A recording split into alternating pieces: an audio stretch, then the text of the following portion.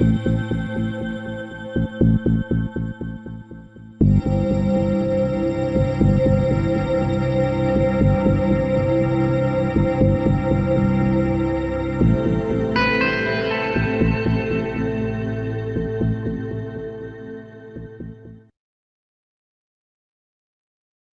afternoon, good evening, and welcome to another adventure into reality.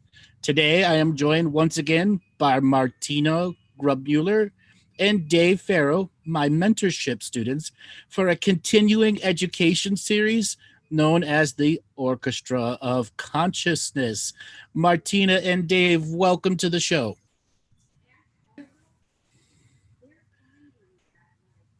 We didn't hear you, Martina. You were still muted. I'm still muted. Okay. No, you're unmuted. You're unmuted now. Yeah, no, great to be here. And yeah, hi. Yep, excited to be here, guys. Great show Tuesday, and can't wait for the new teachings to evolve. So, everyone, who did your homework? Maha. I see Aggie has done it. Who else did it? Real quick, everyone, if you had done your homework, go on and tell us about what it did or didn't do for you. We want everyone to talk about it. What did it do for you? Now, Martina, you were here for last Tuesday's show where I read for it, and there was a lot of really powerful energies there at the end. Any reflections for you? I yawned all the way through. I think I said that on the show, actually. And it was such a nice summary, you know, of everything what we were discussing at the time, and we will have yet to discuss. So it's such a beautiful collection of what is yet to come, you know, so yes. And Dave, you know the document also. What is your reflections about it? Well, I got the, you know, if you've done the work, you know, where it's bringing you to now. I think we're coming to a unique point in the teachings. And yeah, ready to begin. Well, today we are going to jump right into it. So everyone put on your thinking learning caps, push aside curiosity learning, put on that intelligent brain mode, and get ready for brain fry. Dun, dun, dun. So Dave, you have a document that you're going to read, and then we're going to pick apart and talk about some other terminologies. And this particular document has some features in it that propelled you to want to become a mentorship student. You want to share that little story before you go off and read? Yeah, well, you know, I had discovered you in 2014 and was on a spiritual quest, you know, at that time when I discovered you too. And I grew with the teachings. I attended the Living the Mystical Life Daily in 2017, and was real, you know, what next? You know, what concepts? You know, so you've been doing these practices.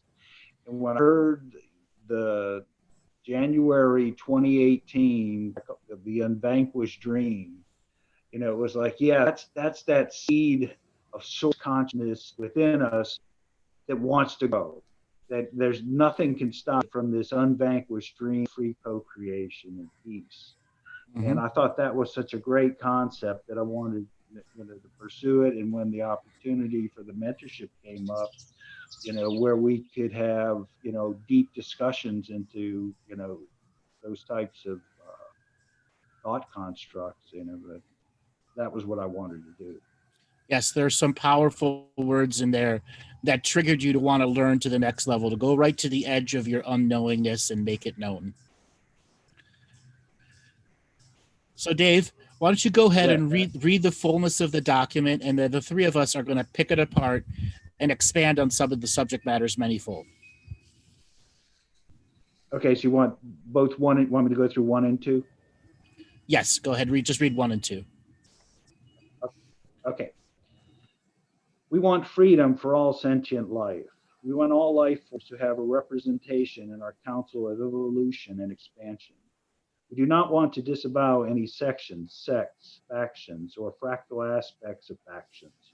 We want all forms of representation in the new evolving council of high dimensional co-creators. There are other factions of light in the multiverse who will be invited to this section of space when the light migration is in full fluid swing of natural energy motion. We use these words so future yous understand the lingo we are creating. In full fluidity of light, headed to the natural synchronicity point. Some of these points are on Earth itself. These places will need to be prepared by the people of the surface or subsurface. These reception points will also have aspects in the light cities. As others leapfrogging through time have solid anchor point, call in the rest of the streams of light that is all the other encoded beings in light travel format. All those places where the light of the home went out, the light of the beings of that place head to this section out of natural survival instinct of light. They will find a space in Earth's astral worlds and make manifest light cities that will increase density. Many will come and time will be radically different for them. We will need precogs of this world to help them assemble the light code without entangling or changing them. With spawned as the celestial medium, we know many others will follow. You are our hope to assist others in raising the vibration so they can self-spawn. Having self-spawned celestial mediums in conjunction with natural interface precogs and empaths will greatly increase our ability to share the higher density information so the lower densities may have a deeper understanding in their colloquial now expression. You will assist many in growing a new lexicon of terms in the council that is deciding how to proceed with communication beyond the governing manifest of the solar system. We are ready to communicate with more of this world in a new format. The decision-making process was long and arduous in trying to glean what type of source from other historical expressions, oracles, seers, and other lingual expressions of telepathy. The higher density information can be encoded in light language of the now. You have done it many times throughout your process. Next process we are inviting you into will have aspect of your native radio skill. You have described it before as galactic psychic radio. We'll add lingual world so you will understand it as a series of collective that will be tuning into a broadcast-based collective that will allow sections of other collective to be present without entangling with all other collectives present for the broadcast that has no starting or ending point. It will be a continuous message of light transforming expressions that will attract other sources of light or come and observe the ever-evolving expression. So the mass immigration of light headed this way will be prepared for the density shift as they cross the galactic central plane and come to the light cities and ground cities and subsurface cities. Much of Earth will begin the transformation of light in their sacred mountains and spaces of Earth high vibration. When these places emanate the energy of migration, homing beacons will be turned on in the human precognitive DNA strands will begin attracting humans from around the galaxy to assemble on Earth to get the next Earth Mind update. Earth is very much a part of the growing of the DNA skin suits. Her personal message with you are meant to help you understand from her density level what she wants out of her own people. Because you self-spawn and acted out of love, the next level of awareness that is available for you will be ever present in assisting you, raising the frequencies so the next part of the journey can be understood by the ever-evolving Andrew in communion and union with all thought constructs created in your density manifest reality. You will assist many in deprogramming their reality for preventative offensive action-based systems. You will help some of the more heavily minded to let down and express the need for defense as offense as you assist them in understanding other ways conscious beings can create a dynamic stream that does not limit the growth of light and does not allow surprise actions that require direct action or response that could begin the de-evolutionary path. There will be ways you can describe to them in the colloquial now on how to develop operation, people-based systems of precognition. This precognition fence will be self-human erected from the many sacred places on earth. Precognitive network will generate a deep connection to those who stand up to make sure the light migration is not interfered with by other higher density manifestations of yourselves or others not entangled in the distortion process.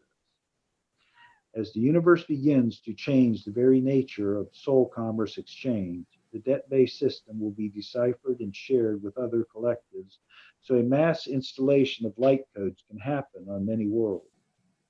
This mass implementation will assist many more streams of light to continue their long journey to the stars and beyond. We are wayshowers, wayseekers, and spiritual journeyers too. We look to continue our process of going into the great mysteries of the universe.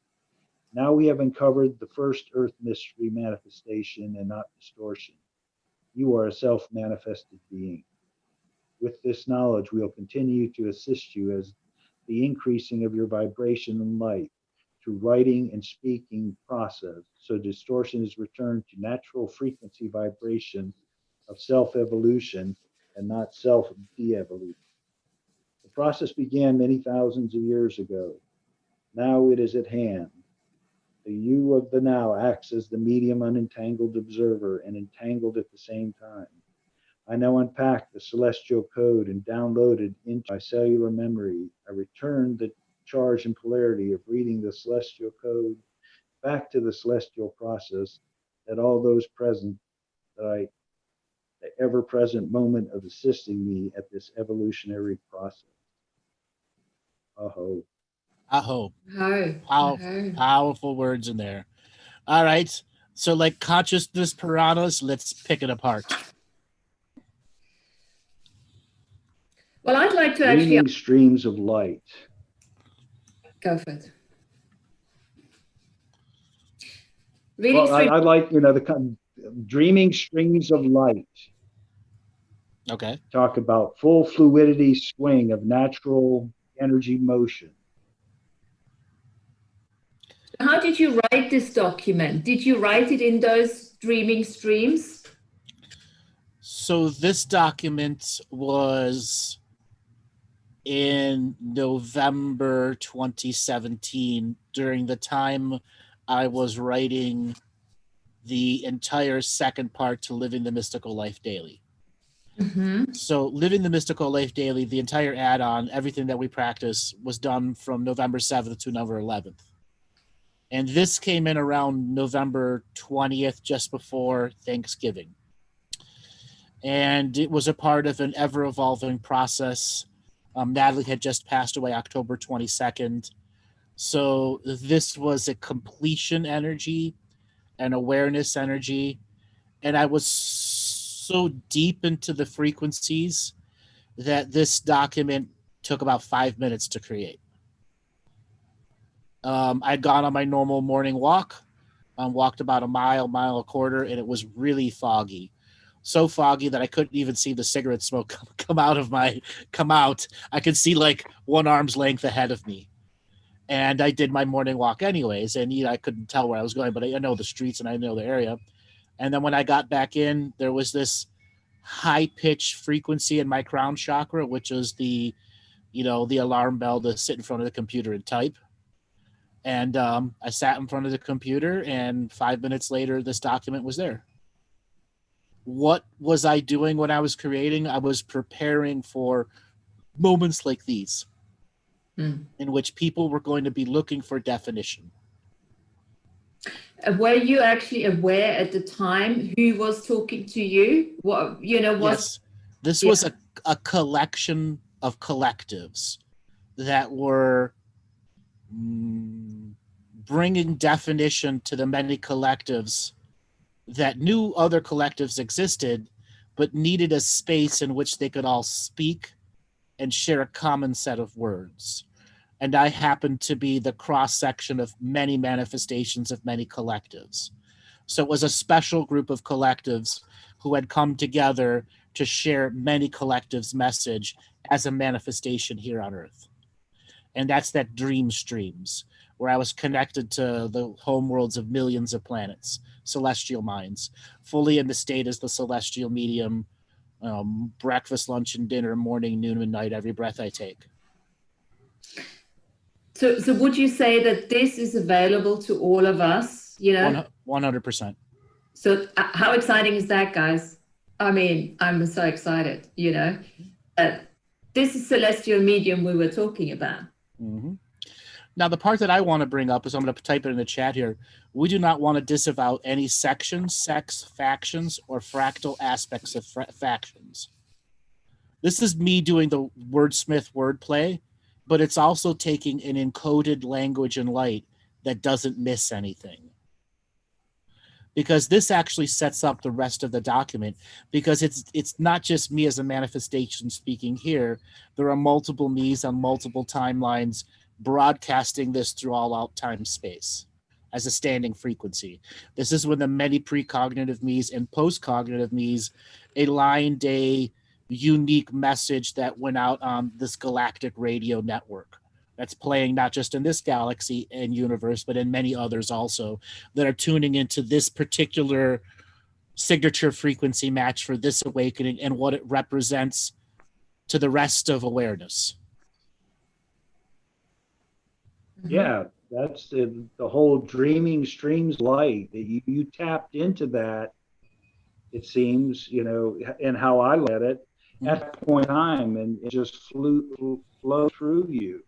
And then those words in there that you use, we use these words so future use understand the linguo we are creating, and full fluidity of light headed to their natural synchronicity. You expand on that? Future use. We are the future use, but there will be another future you who's a lot closer to the awakening. And your stream of light will lengthen. The wavelength will go from this to going like this. So it's going from an alpha pattern to a theta pattern. And when your wavelength lengthens, what happens to the experience? It becomes more dense and more rich. Mm. So a very rich experience. Full fluidity means there's not internal limitations of spirit stopping you from creating incredibly potent memories that are backed by faith and spirit. In these moments of now, you know, I'm making the ancient future present now with this teaching.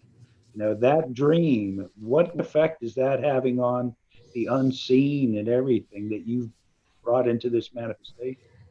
So by manifesting the dream as a tangible feeling, people can taste, touch, know, sense, feel, smell, and experience.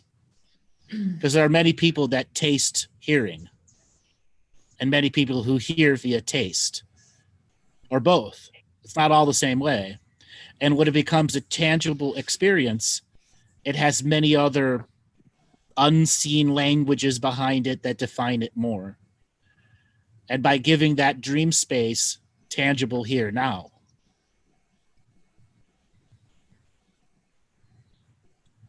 it is that journey. Yeah, those were the teachings that, you know, attracted me, you know, coming out of that, you know, when this was released. Mm-hmm. Because it's like making everything real now. For I'm getting some, you know, conscious, you know, opening up the Akashic Records, you know, as a being of light, opening it here in the moment, you know, the ever-present moment of now. You know, those were the recurring themes that I've gotten from this entire document. Mm-hmm. And some of them are combined in new ways, because I've used these words before, but they're combining in a new way that's unfolding the next piece of geometric linguistics. I do remember when I first read that, I just felt everything. I cried because I was so excited and I had no idea why, you know. So Mhm. I didn't take that in cognitively at all at the time. It was just pure, you know, frequency and all that coming, you know, bringing tears to my eyes. That's what I remember. What did you look about with hindsight now? What was making you cry? Well, it was an inner knowingness, you know. Mhm. That's something that I have been yearning for well, I know this is why I've come here for. This is why I'm here. This is what I've been preparing for all these lifetimes, you know, to work as a celestial medium of peace, you know, and to get together with you know, all of these different species and my different versions, and, you know, start becoming that, you know, galactic, universal citizen and all that, you know. So let's go to the edge of unknown. Do you think you were a part of the collectives that helped create that document? Yes, let's say yes. Yes, because the many infinite fetuses that were a part of that creation, because it's a collected collection of collectives, the best of all the collectives coming together to create a unique, inspired wordsmith moment. Well, I never thought of that, obviously, you know, but the fact that I cried all the way through must have been something along those lines. So you put a frequency in there that only you knew you would receive as confirmation and validation. I like that. It's here. Worth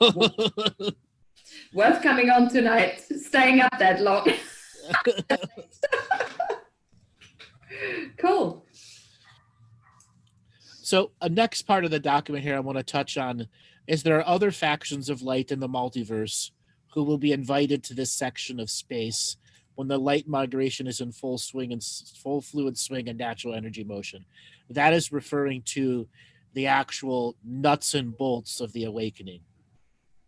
So there are beings that are kept out of this space and time, blocked out of our section of the solar system, because if their light was here, domination and control couldn't exist.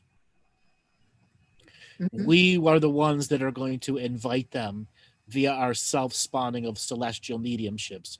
We will communicate to their celestial homeworlds and speak to their planets and invite others in dreams to take a long trip via faith.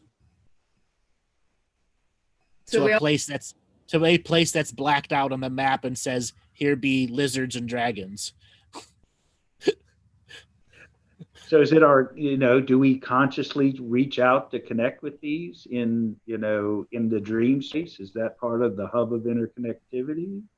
Yes and no. I mean, there's already parts of you that have done that. Like Martina set up her consulate in Inner Earth and ambassadorship. And it's just a matter of going to other places, spaces, and time and consciously doing it versus the many precognitive yous who are doing it or have done it already, waiting for you to pick up the experience.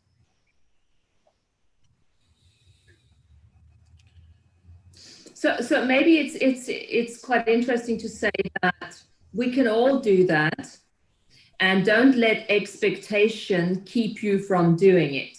Okay, because Yep. I think, you know, and this is definitely something which I had to learn and still have to learn, that as soon as you get excited about something, you start having all these expectations of what it is going to look like or taste like or smell like, and never does actually happen that way. So destroy and let go of all those expectations so that actually everything can come through in its own way. Mm-hmm. And when you're allowing it to come through in its own way without interference, you still have to go and do it, though. Oh yeah. Oh yeah. Yeah, you still have to do it. But go, Dave. Yeah. Yeah, you referred to them looking for anchor points as they're leapfrogging through time. You know, is what creates an anchor point? The creation of the document itself is an anchor point in which streams of light can begin fluid flow. Through those that read the document, those that hear the document. Is that? Well, once the document is created, everyone who's supposed to hear it has already heard it. They just have to wait linear for it to be there. So it has its own frequency, vibration. Well, not only that, it is an archive, past, present, and future. And as future becomes past and past fades into myth, the document itself will have long-reaching aspects in past, present, and future. Like, there'll be one sentence that one person reminds that somebody 19 years from now says, there was this document I heard on this show. I don't know where it is, but the new search engine suddenly finds the document, and a whole new generation of people are exposed to it. That's the metaphor. It's already reached everything it's supposed to reach because it was created to reach all those people it was intended to reach. Because everyone that's a signature frequency match to it was related to the collected collections of special collectives writing it. So each code in each letter and each pause and each syllable has this individual match for those to go, here you go. Here's your validation.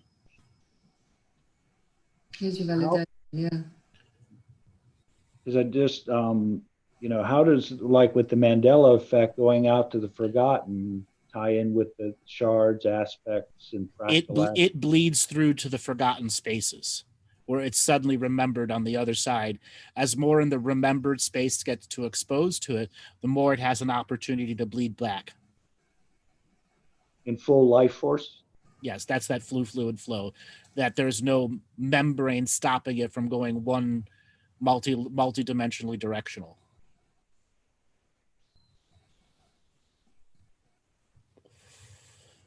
And of course, as always, record it and listen to it, and then bring it into your own, add your own voice to it, Right. So if you guys are listening right now, Robert has just included the document in the chat room here for your later use. Go ahead and download it. And then the document will also be in the show description at the end of the show on the YouTube channel. So if you are listening via Facebook, YouTube, Twitter, Twitch, Periscope, or any other message, and you want to come and join the conversation, we will be taking calls the last half hour of the show. And if we go over, then we'll just about the top of the hour.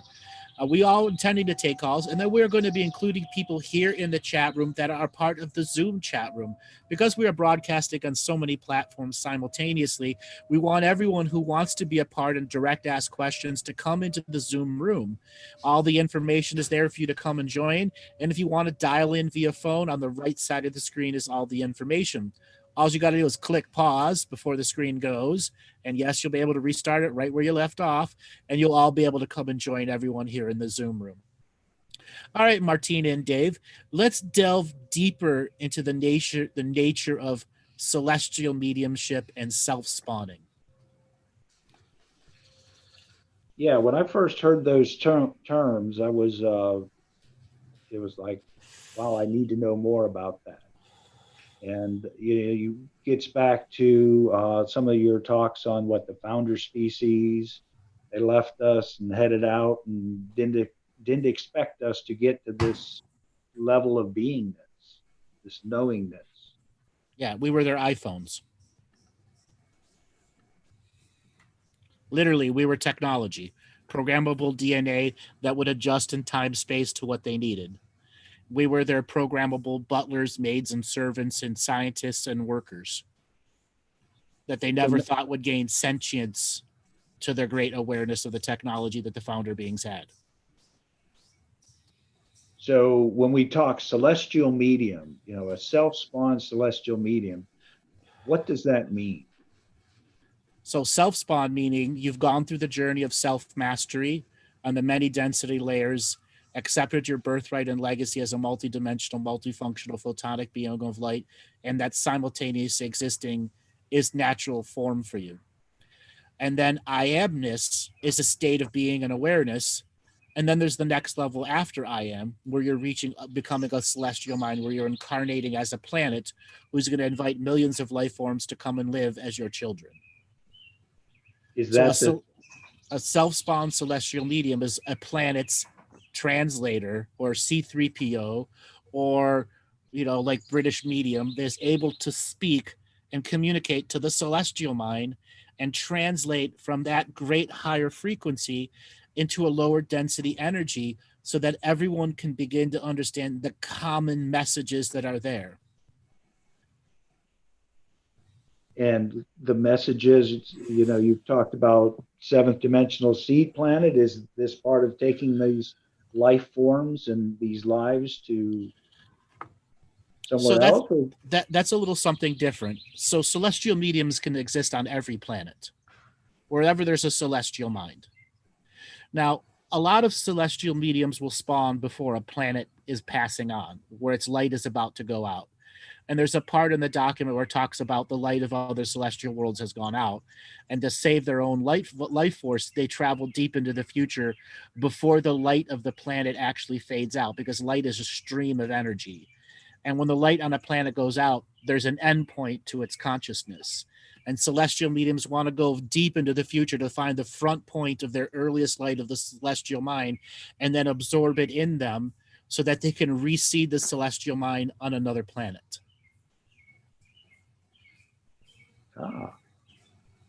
Is that a source recognition of itself, or? It's having its lower density beings become higher density beings and part of the greater procreation of life.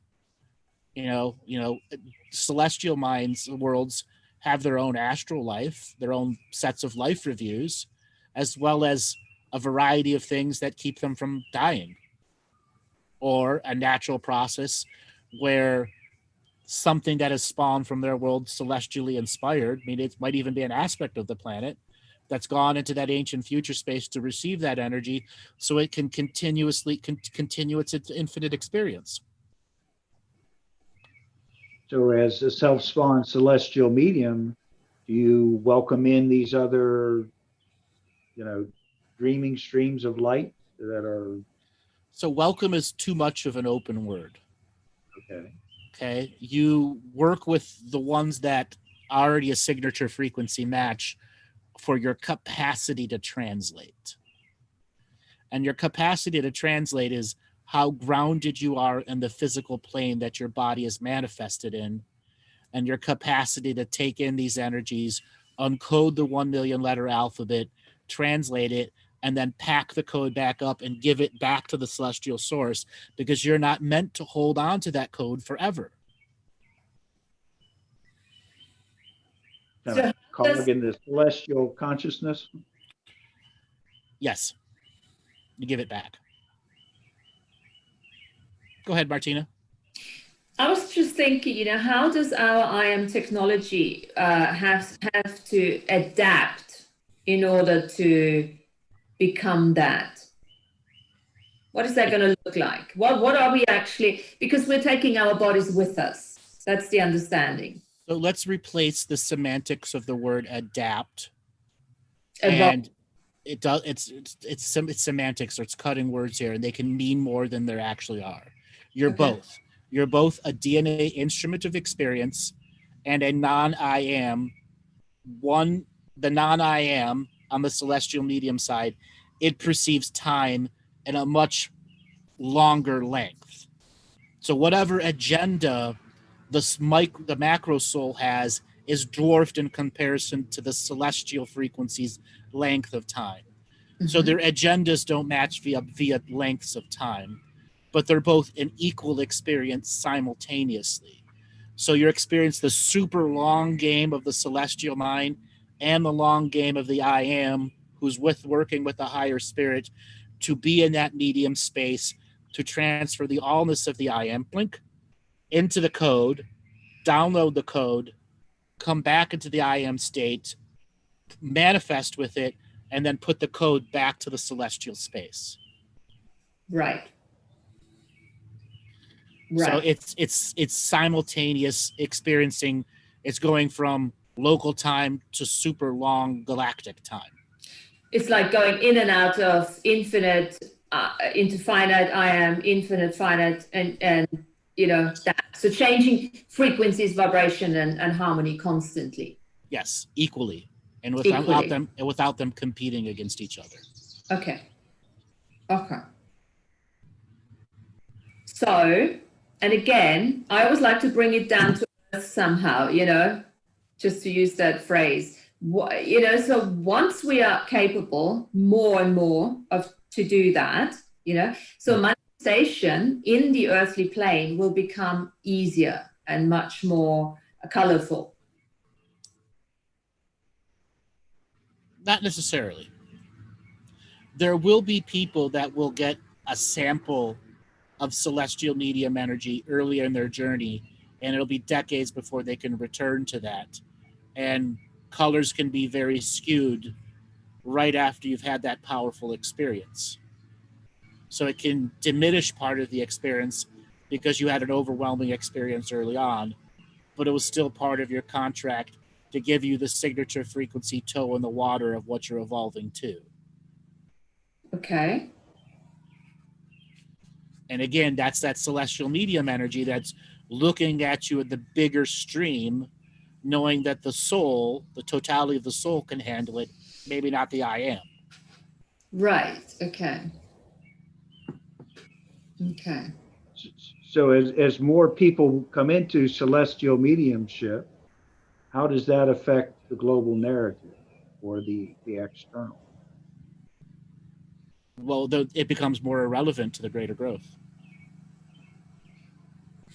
You realize the global narrative is irrelevant to the bigger streams of time. Totally irrelevant. It has no staying power. Is that ascension? When part of it is detoxifying from Roman numeral time, so yeah, making system of domination control irrelevant to our greater growth. The greatest thing we can do to it. Could it be a system of commerce that gets us beyond the Babylonian money curse? Or? It could be. There are celestial commerce exchange systems that can allow matter to matter manifestation from one density to another. The ancient Indian epics, the Bhagavad Gita, talks about stuff like that all the time. Ooh. Yeah, taking matter from the ninth dimension. Freezing. Taking matter from the ninth density. Am I back now? Taking matter from the ninth density and bringing it to here, and forging stuff with it. Mm-hmm. Mm-hmm. The ancient Indian epics talk about that all the time. And say a part of Earth, you said when he's transported to another universe and has some unique capability, do those come through us as well? Creating, what was it, the forged life? Those are separate. Those are separate concepts, and the celestial medium's purpose is actually a very, very narrow band in our general awakening. The self-spawns are the ones that had the contract to do it 20, 30, 50 years ahead of time, so that it was seeded in the 3 to 5 previous generations, so that there is a colloquial now representation of the very concept. You've got to seed concepts and language, and they have to have a staying power so that there's generational jumps.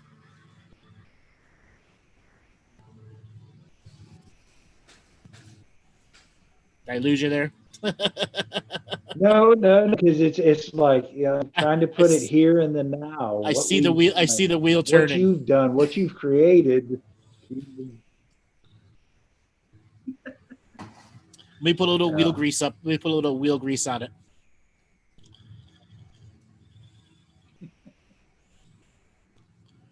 So that's creating the new bubbles of all the different bubbles of realities, depending on the different levels of awareness and the different levels of consciousness, and things like that.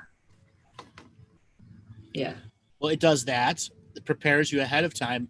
And then when we're in the fluid flow, and it's not about Democrats, Republicans, COVID-19, or any of the common topics of the global narrative that are distract you from your greater growth, then celestial medium will be there for everyone, because our planet is a chatty Cathy, let me tell you.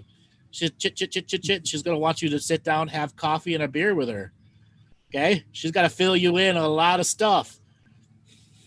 so that before you leave her world and go out there and want to be a part of the greater group out there, okay, she's got some stuff to tell you. So Has that's COVID-19 helped her tell her story?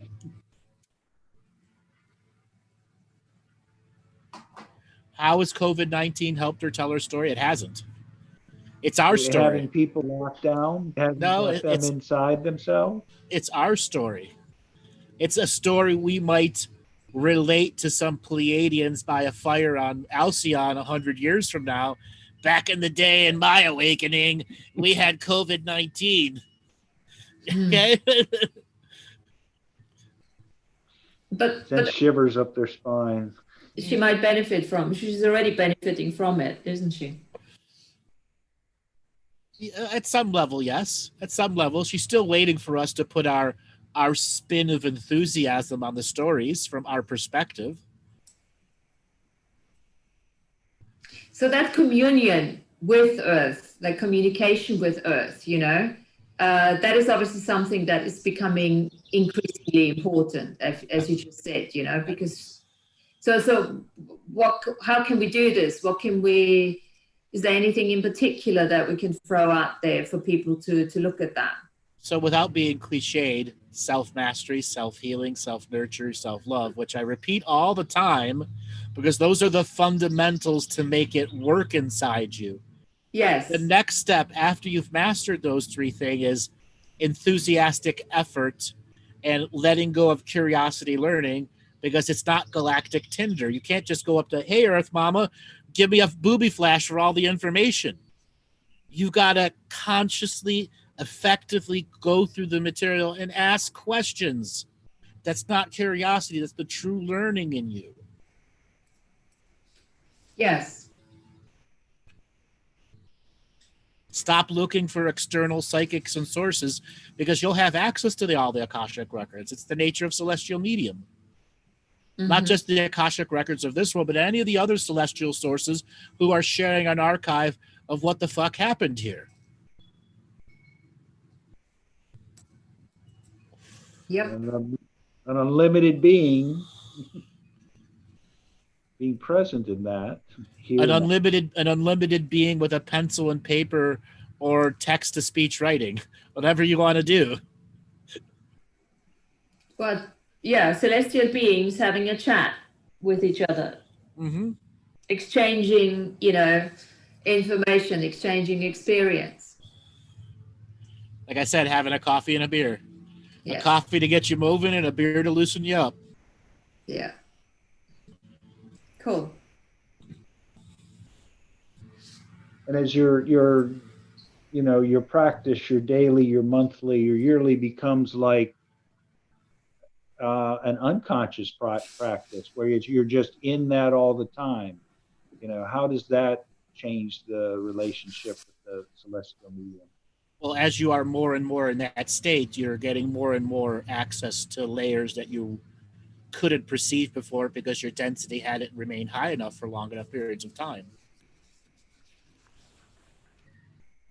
What's it like to exist in one of those higher entities? It's its own challenge to be simultaneously here now. There's a lot of inner work that continues to evolve inside you to maintain that density frequency. Like when I wrote that document, I was in that state for, 3.5 months, 4.5 months, somewhere around that, before I finally said, I can't live like this anymore. I've got to return to being a normal person. It wasn't my natural creation to be in it for that long. And I had allowed it to go too long. And I had to consciously step myself down from being in that high state always, 24/7, 365. Mm.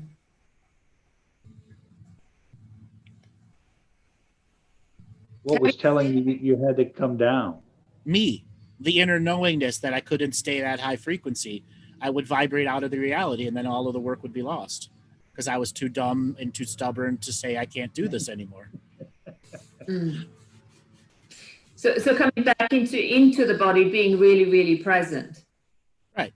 And then after it left, it tremendously changed me and healed me and revealed to me my next layer of presence, process, action, all those little universal laws that we all have.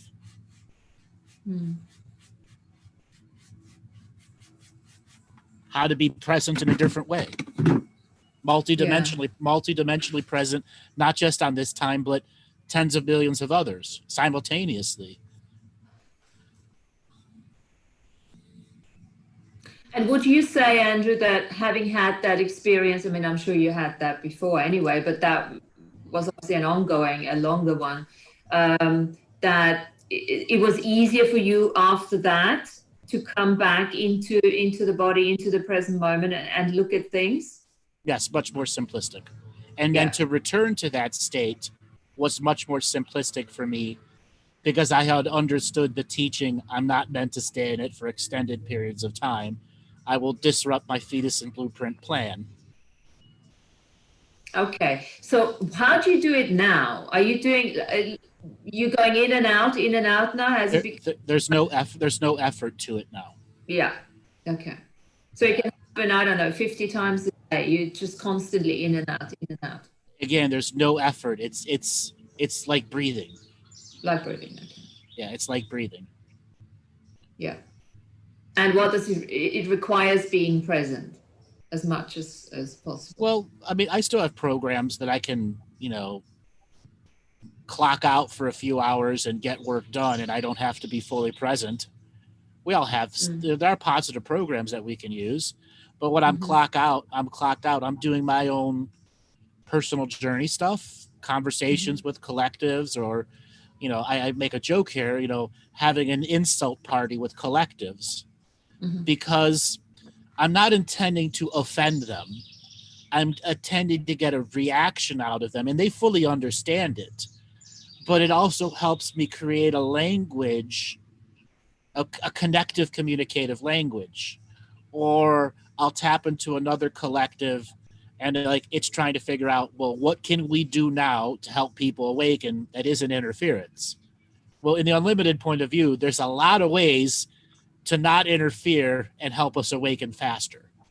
We just have to figure it out and then do what I call a test implementation. Give it to a collective that goes and does a metaphorical double-blind study to see if it's still non-interference and a way for it to naturally coexist through some form of implementation. Is that in dream space or? No, that's me. That's me when I turn my programs on and I let it go on autopilot. Okay. We all do that? Yeah, we all do that. I just have retrained some of my programs to be very positive for me.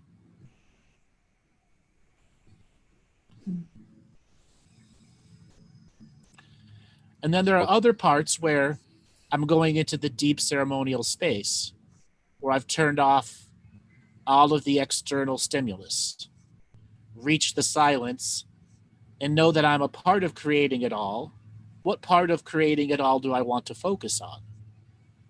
And from there, a set of impulses will generate precognition and postcognition simultaneously, which is an ever-evolving experience solely based in light or superluminal thinking. Oh, say a little bit about superluminal thinking then.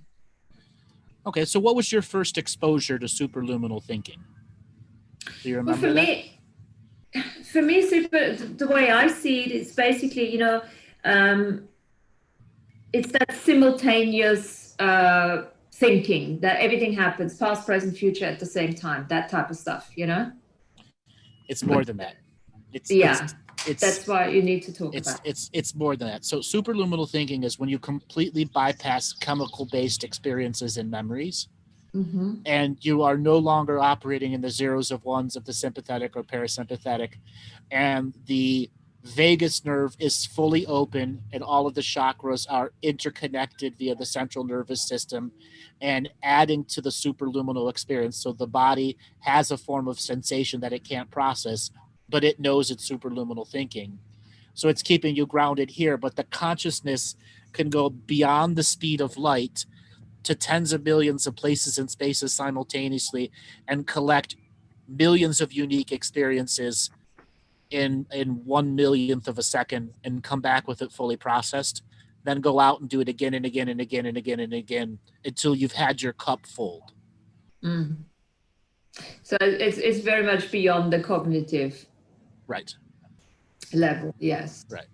All of your precognitive workforce, of your infinite precognitive workforce, you know, think of it like a 12-cylinder engine, fully open, full blast. Every aspect of your precognitive and postcognitive selves are functioning. Mm-hmm. Seen and unseen, in every dimension, time stream, galaxy, and simultaneous you. We're all a part of that superluminal experience, because you're gathering unentangled and entangled data for a master pattern recognition of superluminal thought constructing. Sounds exciting.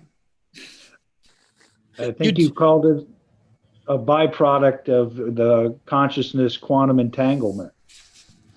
It can be, yes. So that, you know, superluminal thinking, you know, it's more, it fits in with more than we've heard, read, or studied. It's that knowingness growing to that next level without the conscious cognition of it. So how do we get, you know, are there different wave frequencies of superluminal thinking? So everyone's experienced superluminal thinking, you just didn't know it. Everyone has. So anybody that's done medicine and gone into the infinite spiraling energy, you're in superluminal thinking. The DMT experience or whatever it is has bypassed your chemical thought constructs. Then there are other people who can go into deep meditative state with breathing alone and have an explosion of conscious awareness that connects you to the allness of everything, and all of a sudden you're stunned and floored from a microsecond of superluminal thinking. And there have been plenty of people that, use the metaphor again, woke up inspired because they were in a superluminal dream space, connecting to tens of thousands of dream space, and that dreams inspired them for the rest of their life. So it's about scale and size that you're open to. Perceiving. Yeah. It's, I think I remember, remembering, Dave, after our medicine journey, how the time afterwards, over days and weeks, you were in that space, where so many things fell together, and so many things became clear and everything was exciting. That type of experience, I would think. And how it comes back from time to time too. Right. And that is the you that was in the medicine space, in superluminal thinking, who did what I call a touchdown and rapid takeoff to a future you. So you get to feel the wisp of superluminal you flying by and dropping a nugget of, hey, here you go. Yeah. There you are up there. I see you. And we can have that naturally. Absolutely. And this is probably also what celestial medium and all of that, when I ask you about how is the technology, how's the body changing and everything, there are certain secretions. Is it the hypothalamus? I can't remember now which one it is. Which glands are starting to secrete certain different chemicals and things like that in order for us to have these natural states. So generally it's your third eye that produces the DMT, but DMT also naturally exists in your intestinal tract, along with your dopamine stores. All of your dopamine is stored in your intestinal tract, believe it or not. And when you have a rapid dopamine release with DMT at the same time, you're immediately in the superluminal space. It's what are you going to cognitively do with it? So a lot of people are in what I call superluminal neutral. They're there, but it's like the people who don't get, what do you do with the power of now? How can you not get what to do with the power of now? But 20 years ago, when Tolle said the power of now, so many people were just dumbfounded. Well, what do I do with it? Think. Create. Now is all that's real. Or go for a run. Get rid of it. Yeah, or get rid of it. I'll do it again another now. But you were actually talking about DMT in one of your Adventure of Reality shows, and I do remember you were saying, you know, if it's that when you think so fast the whole time, you actually sometimes need to take yourself back and slow down a little bit. Yes, many people get superluminal thinking injuries. Yeah, so that's important too. They sprain a cognitive muscle. Yeah. Because they're going too fast. Yeah. Or stub a metaphorical toe while moving at super light speed, and then they're limping in their superluminal thinking. That's like skipping on a record. Yeah, and exhaust themselves for, you know, in unawareness for no reason at that. Exactly. Right. What causes that? Once you enter that state, you should already have a strategy pre-prepared as part of your extended daily practice. Now, there's so many people out there that take daily practice and they hear me say it all the time, but they cognitively gloss over it. And then when they go to start a daily practice, they think they're so far behind and they want dreams. They want all this stuff now, but it's your daily practice that determines how easy it will be for you in the future when you've done enough daily practice to lower the difficulty level and the energy that it costs to do those things. Yeah, because you want practices that bring you joy and you enjoy doing. Right.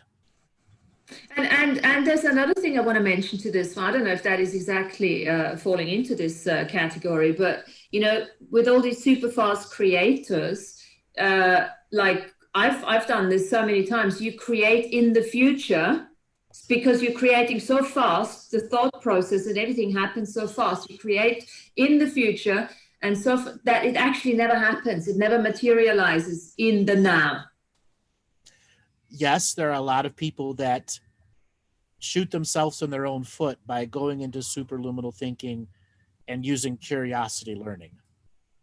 Well, it's not just the learning itself, but it's like sometimes, you know, you have a thought and you create.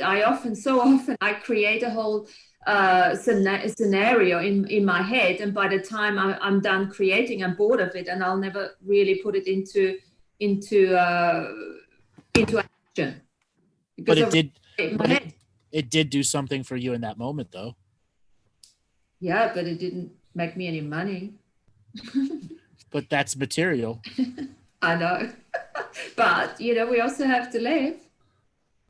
I could have put a whole program out there, but by the time I've done it in my head, I've already been bored of, you know. Okay. So that particular process of over-creating and over-stimulating yourself is mental masturbation.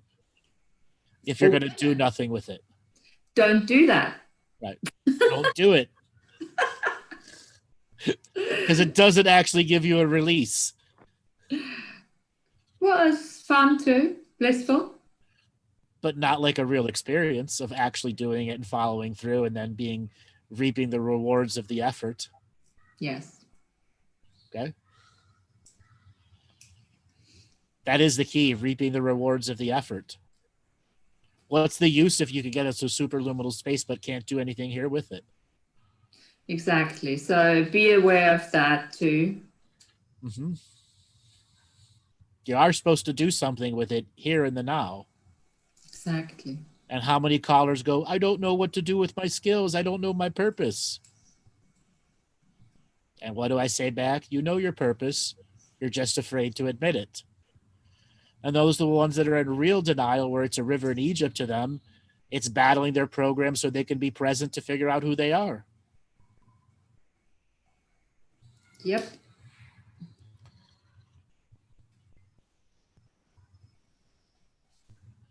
What is wisdom?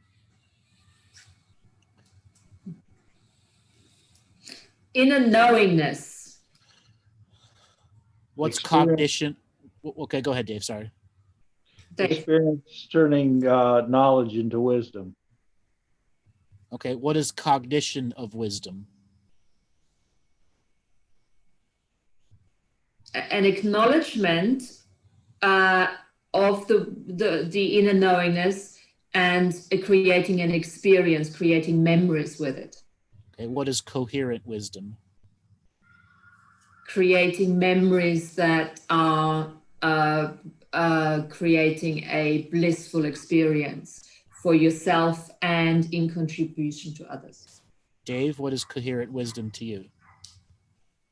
More like a stream of experiences that have you on a path of increasing vibration. Greater knowingness. Yeah. So what does the colloquial now mean?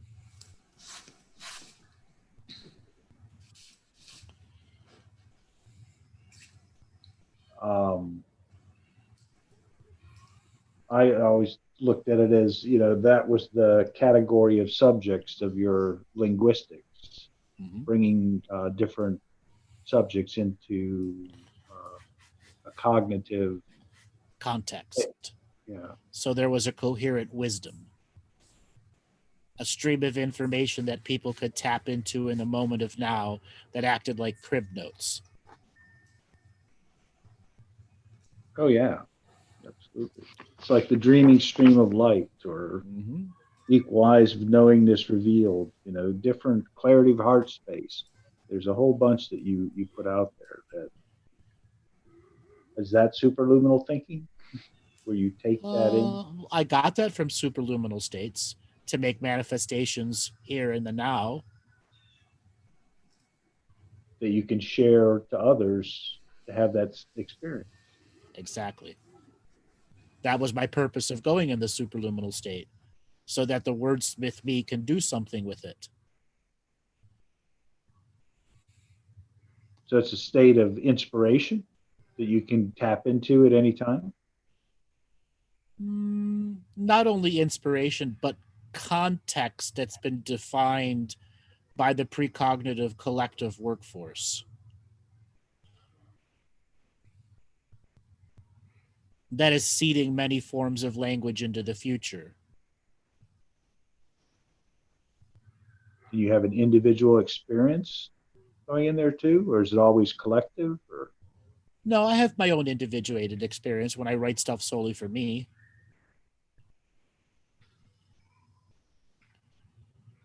I mean, there are thousands of pages that I've that are just solely for me.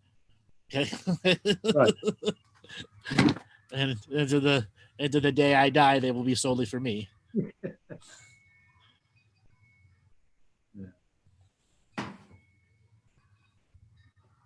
All right, so I'm going to reach out here and go to the edge of unknowingness.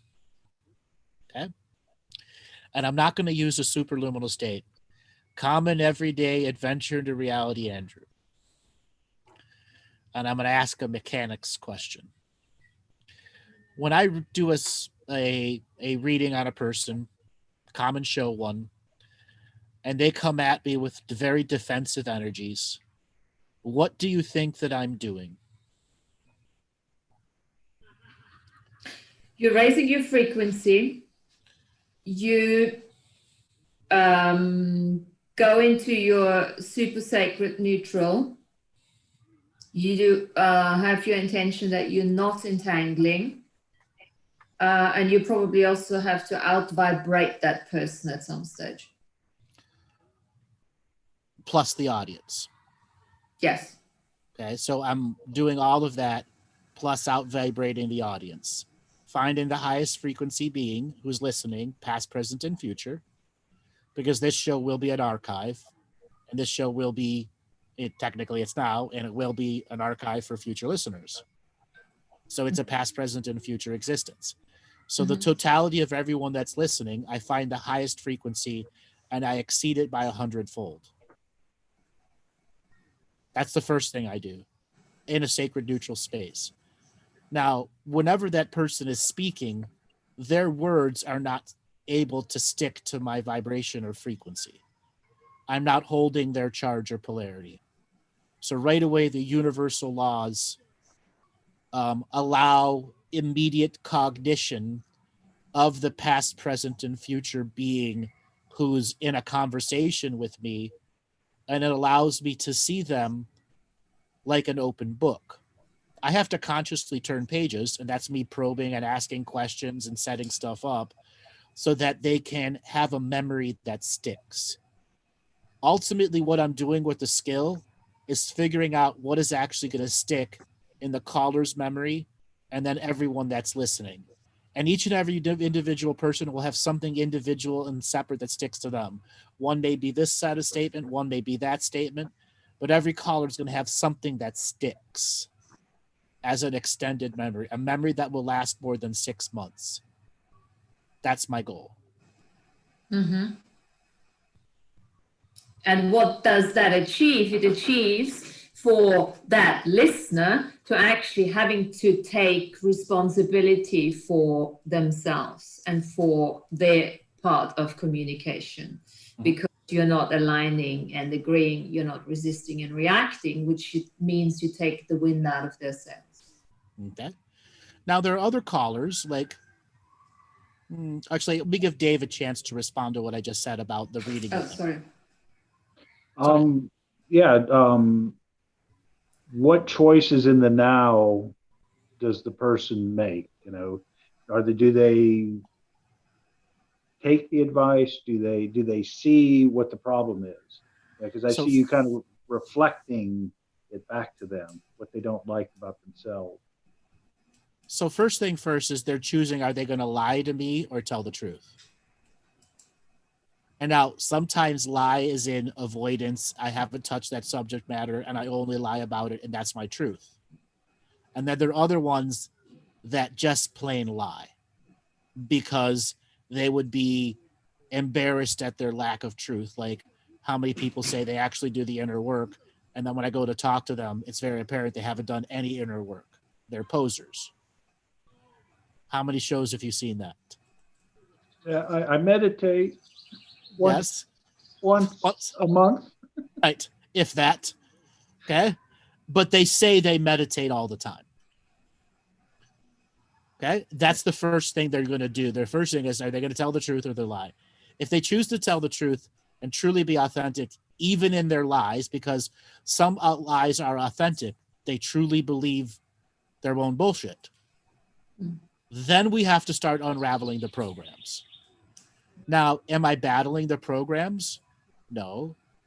I'm giving an opportunity for the soul to step into the body and to stop the programs arguing for the limitations. This is me flipping the frequency on the person so the program doesn't have power and trick them back into their body. Mm-hmm. And this is what kicks out entities. So you're communicating through their soul to come into the body? No, I'm tricking their soul, who's been used to being out of their body, out of laziness, whatever is driving them that way.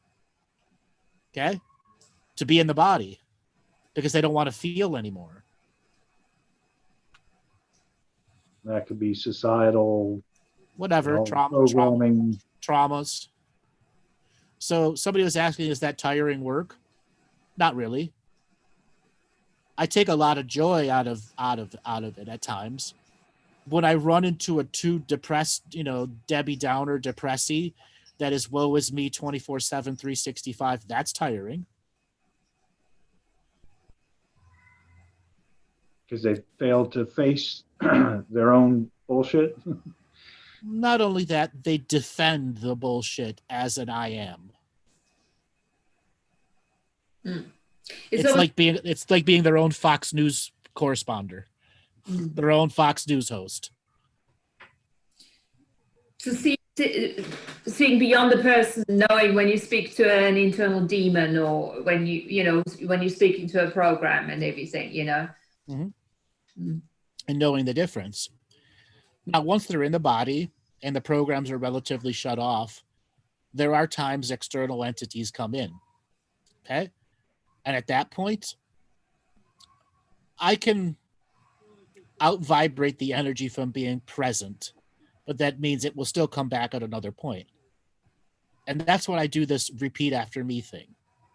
where I'm getting them into the process of acknowledging the trauma that was there, dissolving the fake signature frequency match that it's using to be inside them. And oftentimes, the negative entity, external entity, is repeating the words because it doesn't know what I'm making it do. And I can get the entity to pass on out of its own language.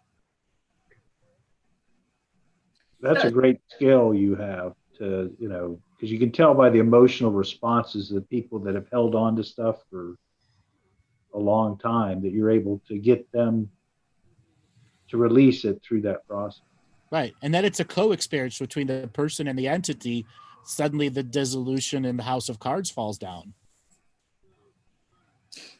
So how do you make sure, or how can one make sure that that person then does not invite the entities back in? Follow up. Is the memory going to stick? Is the memory going to stick? How do we know? How do you know? How do you communicate that to the client? I don't.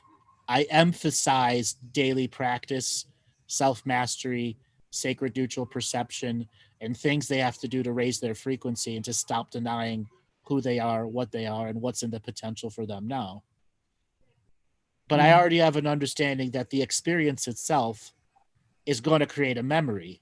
Are they going to bastardize it or not? Yes. How many, for me, in my experience, I have told people clearly, concisely, do not do it this way. And as soon as the call is done, they do it exactly the way I told them to do not do.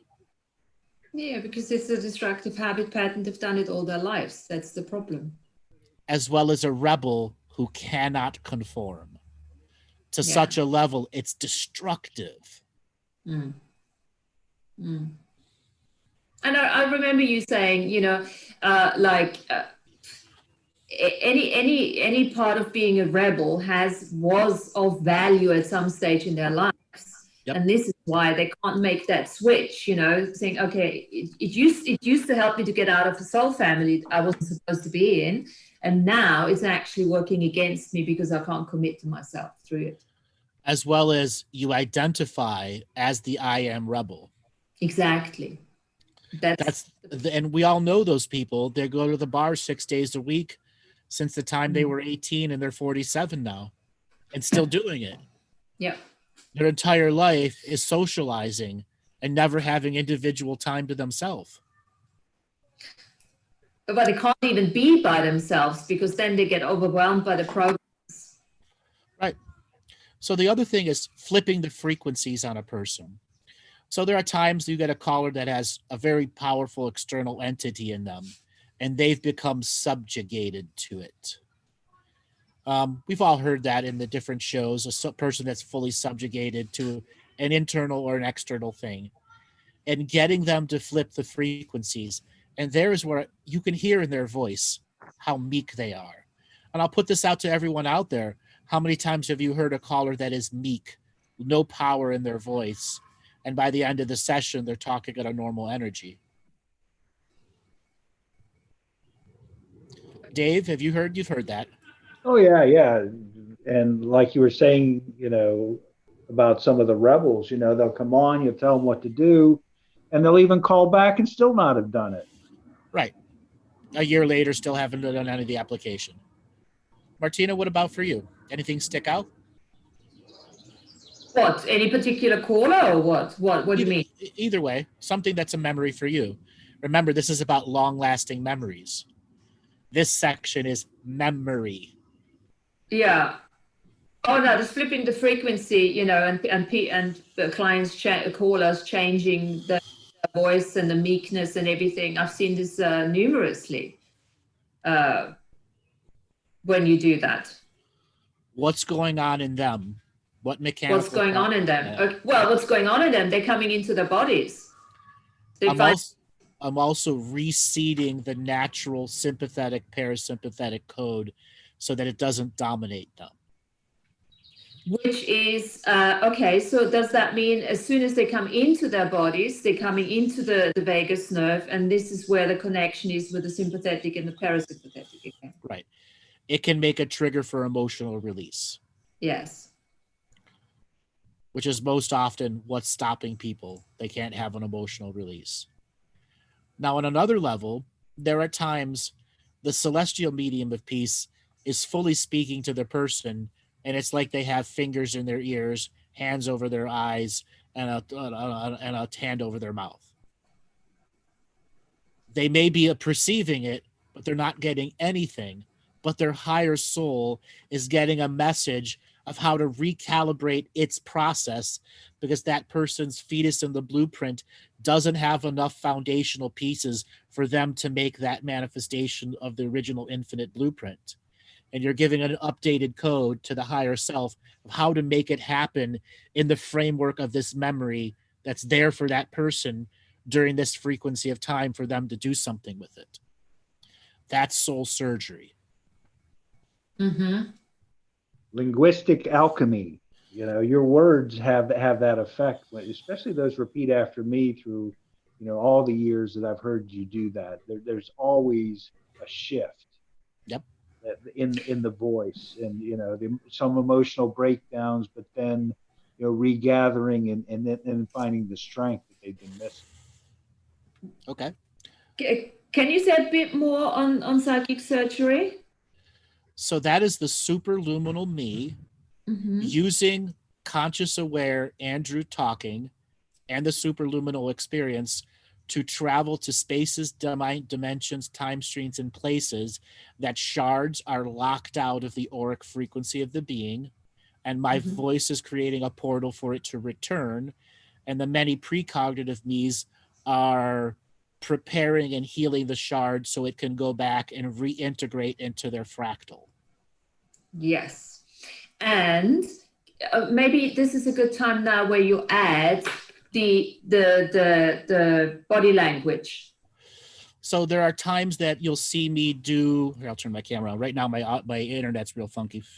You'll see me do this, pull stuff out, and those are individual pieces and codes that have to be put back or not be brought to the body. They're too negative as part of the reintegration phase. Now, the hand language, do I need to do it? No, it makes it a lot easier for me talking with you to do it. It's making the body a part of the experience because the body has more CPU power, so I can do it show after show after show, session after session after session, person after person after person. I don't know how many shows it's crying person from crying person to crying person to crying person. Been many that way, as well as inspirational motivation, full transmission, and so on, followed up by, you know, somebody with a super depressing that won't hear anything. I have my own prepared space and energy for that. And the superluminal capacity of my thought power can bring all the energies that are needed and prepare the shards. And then there are certain shards that I have to talk the person through getting it back in them. That's that repeat after me process. Okay? Because they have to consciously bring it in. I can only bring it to the edge of their aura. And if they don't want it, I have to put it back to where it goes.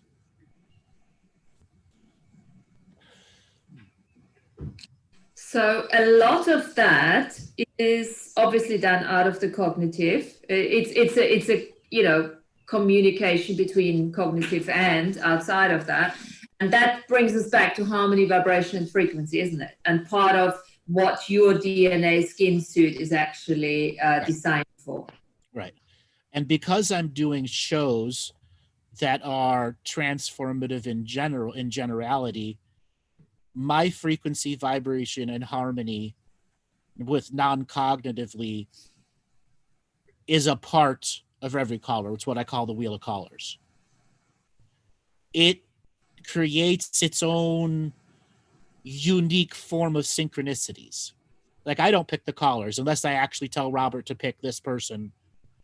You know, in the few times that I do it, Robert picks all the callers in his own way. I have no influence over that. Okay. And all the other times, somebody else has always picked it. And that is allowing the universe to fully be a part of the evolving teachings. Yeah. That's almost like a synchronistic joining of, yeah. Yes. It's me not competing with it. Yes. Okay. Because it's got its own agenda of what people need in the moment of now. That's its way of bringing the law of frequency, vibration, and harmony right in everyone's face.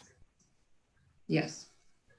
Right, because the calls affect, how many times has been, hey, I didn't get on, but that call could have been me because you were talking about something that, was important to me or part of my stream. Yeah, a lot of people put into the comments on the YouTube and Facebook, they tuned in suddenly, and what they heard from that callers was exactly what they were going through. Exactly. Happens to me very often when I listen to your shows. And that's the law of frequency, vibration, and harmony without me cognitively controlling it. Yeah. Okay. So I bring up these concepts of why I do these readings, how I do the sessions, because we've just had the show we did with you on Tuesday, plus the context we've set up here. And there's a reason. Everything I can do, you can do and greater. And to everyone in the audience, if self-mastery with enthusiastic effort truly means something to you. Okay? Everything I can do, you can do even greater. Have I practiced a lot? Hell yes, I did. Hell yes, I did. But anyone can start. You just got to go over instant gratification. Okay, for me as a reader, that was the hardest thing, to not give them what they want. How many times you hear me battle with a caller? To not just that, not to give them validation for something that isn't real. I had a dream 65 years ago, or a psychic 32 years ago told me this, and I'm still holding on to it. Where did you get this piece of information from? The worst thing I can do as a superluminal being is give them fake validation. That isn't authentic. And when I have to use suck it up, buttercup moments, that's because the person's being meek, consciously, out of awareness. Yeah, it's just not empowering, either, because as you say, everybody has their own knowingness, their own wisdom, and no point to override that, because they'll just keep on coming back. Mm-hmm. That's why I'm such a big fan of asking a question, because a question always opens up an energy. It disperses the stagnant energy and just opens up for the person to start thinking for themselves again. Mm-hmm. So what are some of the other common threads you experience, Martina, in the many shows, and you too, David, that we can share as because you guys have an elevated awareness. You've worked with me as mentorship students for many, many years now. Something you want to share with the audience, something that you've recognized and know it's time to share. Common threads in what sort of direction? Be it callers, the nature of the message, style, mechanics, stuff you figured out on your own of how I do it or explained to you in the many mentorship calls. Mm-hmm. I'll go. Okay. It's that what really came out Tuesday was free will, universe, galaxy, solar system, planet, and it's a moment of choice, and then what are you going to do with the choice? Do you have the courage and commitment to stick with it? And the spiritual hygiene, how do you set it up? Like you said, is it once a month, or is it become a joyful part of your daily existence? And building on that thread is what I've liked following. And the one I read today, like I said, that was a like another, took me to another level. And then the one with the superluminal thinking was I think the week after that, and it just solidified the knowingness and allowed me to build from there. So it's the consistency and the vibration you bring. I guess that's what you just explained. I'm grateful for that. Anything you've noticed from the collective of many shows that you've heard? Any insights from the callers themselves? conscious explorers, looking for it at various levels. And that's where, the scale and size, that they're able to handle, because some are, on the very first steps of a spiritual journey through, a dark night of the soul, or whatever happened to, motivate the introspection to, ask themselves how it can be better. Okay. Martina? I think for me, being a facilitator myself, I was looking at the way you work with a caller. And what sticks out for me is always, the sacred neutral perspective, how you can adjust your signature frequency to what is required in the moment, and that for me, that is always very interesting, Mm-hmm. And also I'm always aware that you're working on a multidimensional level, that I can perceive almost when you speak to the program, when you speak to the entity, and how you bring it all together, Mm-hmm. The other thing is, you being the teacher is you can flip from being the teacher into being the facilitator, or whatever you want to call it, the healer, that type of stuff. So you've got all these different levers, if you wish, and you can just pull them whenever that is required. So, and I love that flexibility of a performance. It's almost a performance which is truly authentic in its presentation. Mm-hmm. Now, recently we've been doing mentorship hot seats, Mm-hmm. and we've done 3 now. And the one we did for you, you were able to get the bloodhound energy from it, and you were able to bring that into your own frequency.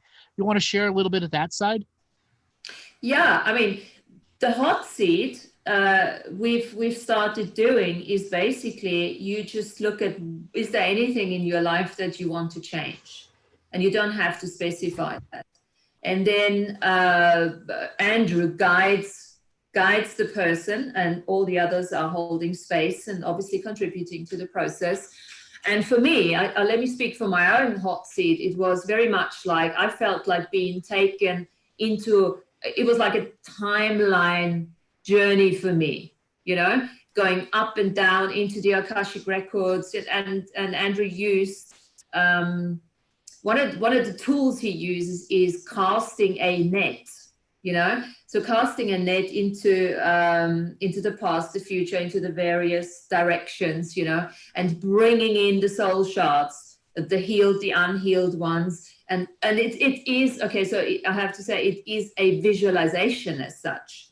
Mm-hmm. And then you bring the net in, and then you look at it, and you look at what requires to be done, what needs to be healed, and that type of stuff. And for me, it was like, going into the past and into all these different directions, and then bringing it all together and integrating that. And the bloodhound, well, a very simple thing, which was so effective, because I got stuck at some stage. She says, go back, go into the future and find, or go into the past and find that hidden you that doesn't want to be seen. And of course, subconscious said, fuck you, Andrew, I'm not doing this. And he said, here's the bloodhound. Hold on to him. And as soon as he gave me the bloodhound, the metaphor of the bloodhound was like, and I was going. And since then, I've been using the bloodhound for everything. If I get stuck somewhere, I just say, bloodhound, where are you? Take the leash and off I go. So sometimes it's quite interesting. And I was really fast doing that, and which was quite interesting for me to see how I work, Mm-hmm. So it is a metaphorical representation and exploration that we do, and hugely effective. I've done mine on the 2nd of May, and so many things have fallen into place for me and have changed just by doing that. And that was a 2-hour hot seat. It was Mhm. incredible. And then having my mentorship friends on the call, you know, with me, it was a huge contribution too, because, you know, also afterwards we always have the opportunity to chat to each other. And so often I remember speaking to Dave, and Dave said a few things. Dave said to me in one of the conversations that, oh, it was great how you went into the Akash and everything. And I'm like, what? What are you talking about? I went into the Akash, and I was like, oh my God, I went into the Akash, you know? It's so interesting how these things happen in unawareness. But anyway, I'm babbling on. So that's the hot seat. Exciting. And ironically, the hot seat came after the roasting show where people were volunteering to be roasted, which was about a month and a half ago. Yeah. And then you're like, you're like, I want to get roasted. You volunteered for it. And I didn't even know. Yeah. I didn't, because I said to you, why don't we do a hot seat? And I want to be on it. And that's how it started. But no, you said you want to be roasted. Oh, right. Yeah. Yeah. Because the whole roasting show about a month and a half ago. Right. And then Robert was putting up roasting memes with the ET over the ET over the fire. Yeah. And that evolved that part of the teaching. But you guys were also ready for it. You're such a close-knit, connective group. And then having all the other people a part of it who are acting as their own truth sayers. Yes. Okay. Like when your part got defensive, it's like, I'm not telling you the truth. And I asked everyone, is this part telling her the truth or not? And they all said no. And you're like, shit. There's a part of me that I couldn't tell it was lying to me. But this is the thing, you know, to acknowledge and to recognize that there's so many parts and things that you can't see yourself. And that's why it is so beneficial to actually work with somebody else. Yes. And as a frame of reference, psychic bloodhounds came up a lot in Galactic History episodes 1 through 20. Uh-huh. Well, I got my own now, so. You got your own. Did you name them yet? No, just bloodhound. I don't want to define him. No, he wouldn't want to be defined. Okay, that's fair enough. No. So, Dave, what are some of your perceptions from the hot seats that you've seen? Well, like we've talked about through other calls, what had happened with Martina was the memories. You know, what distinct memories did you have during the 2 hours? And then, like she said, when we talked afterward, my perspective was different than what she had experienced. But you know, it's an interesting process to delve into like the subconscious, unconscious, and getting to that space where you trust the thoughts you're getting, you know, as a participant in this group. And so what makes me. So what's the difference between a normal Andrew reading and a hot seat? Ooh, it's the flame is hotter, and it's you know, helping. You know, I think the ones we've done so far is to see, you know, something that needed to change, whether, you know, an outlook, an attitude, you know, in a relationship, and more in depth. And with it was also, you know, like learning, you know, for the others of us, you know, as you guide it, and you know, us trusting the thoughts we had, and you know, as we're offering, you know, information that we see to the person in the hot seat. Okay, Martina, what's the difference between a normal Andrew reading and a hot seat?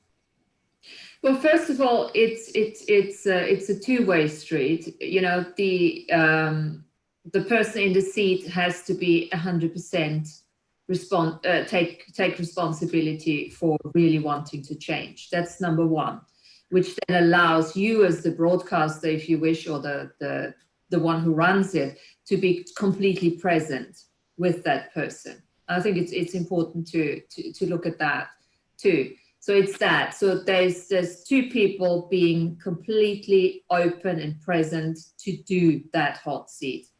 So you're working a lot on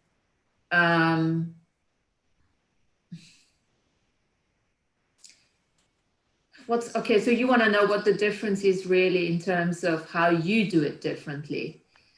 You've done 3 now, which I've witnessed, and every single one was different.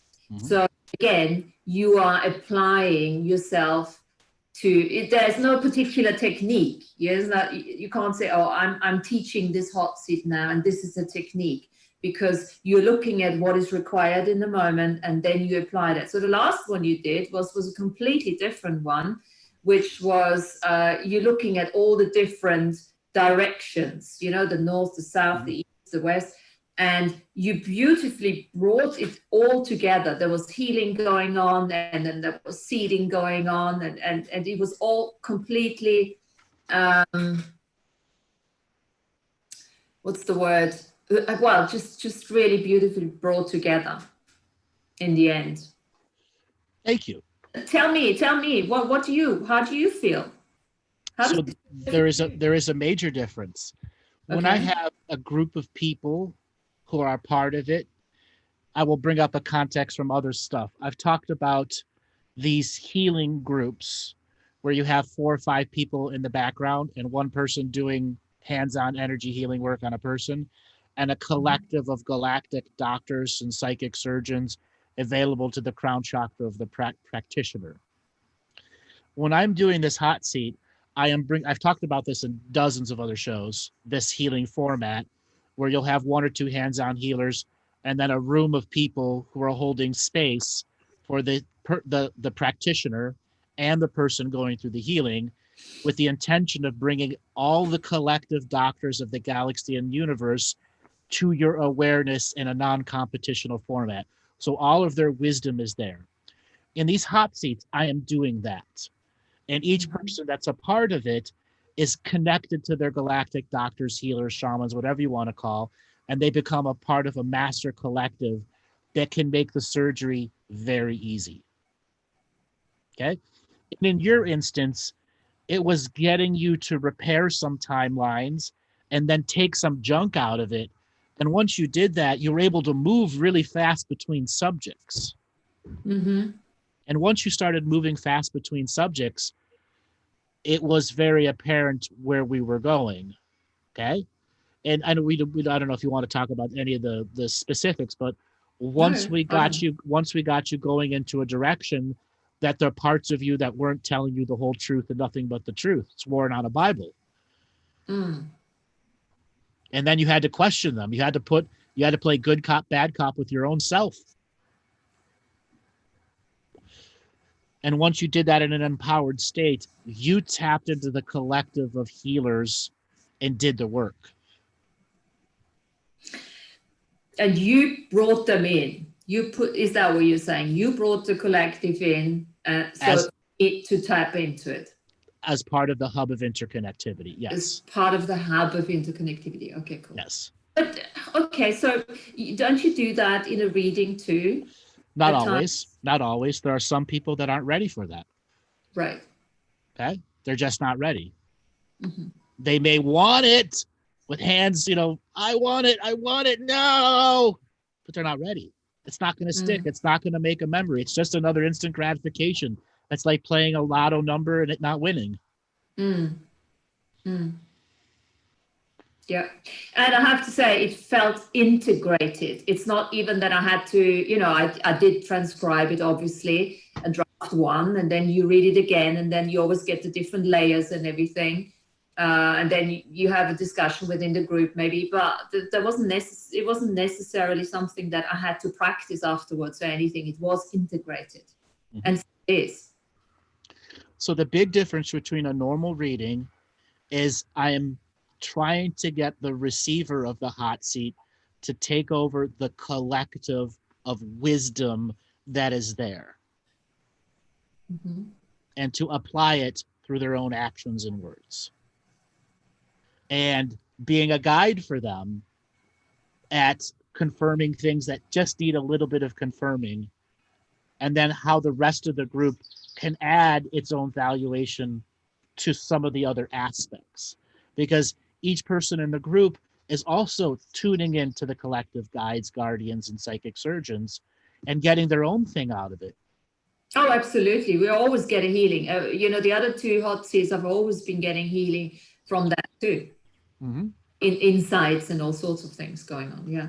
So a standard reading, I am not putting the hub of interconnectivity in the person's responsibility layer. Mm-hmm. Now, there are times when I'm dealing with a uniquely potent, powerful person that's been avoiding their power for a very long time, and that's what their soul has actually contracted me to do. Put the weight of responsibility to be in the body and use the skill so they have the sample of what it feels like, and then they can determine afterwards if the memory sticks and they want to follow through. You've actually had the experience of being super psychic on your own. Mm. So would it actually harm anyone if you would put it in, even if the person's not ready? Yes, it could do a lot of harm in a person. It would be me stepping on their journey. Right. So that's the sovereignty rules again. You got to be careful with that. Mm-hmm. Also, it can be easily weaponized against the rest of the universe. Right. Oh, really? Yeah. Yeah. Remember, I say all the time, everything I do has been defanged and de-weaponized. Yeah, we got to watch out. We had Moriarty come up. He would Yes. take Everyone's got a supervillain inside them. You just have to learn how to snip its nuts. Neuter it. Okay? Snippy. And then it's not a supervillain anymore. So Dave, it's your turn next time, eh?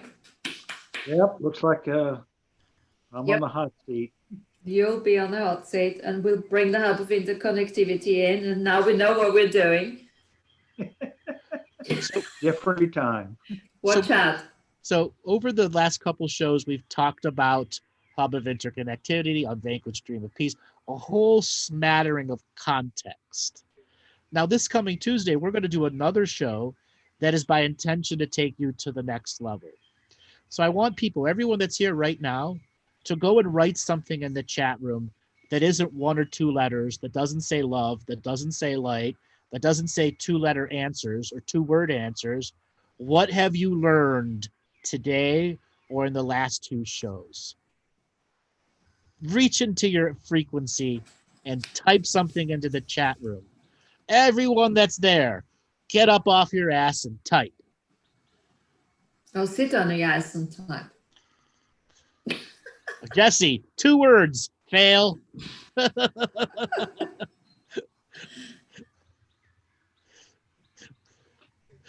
right, 4 words. Okay, D-. All right, we got a C, Monty.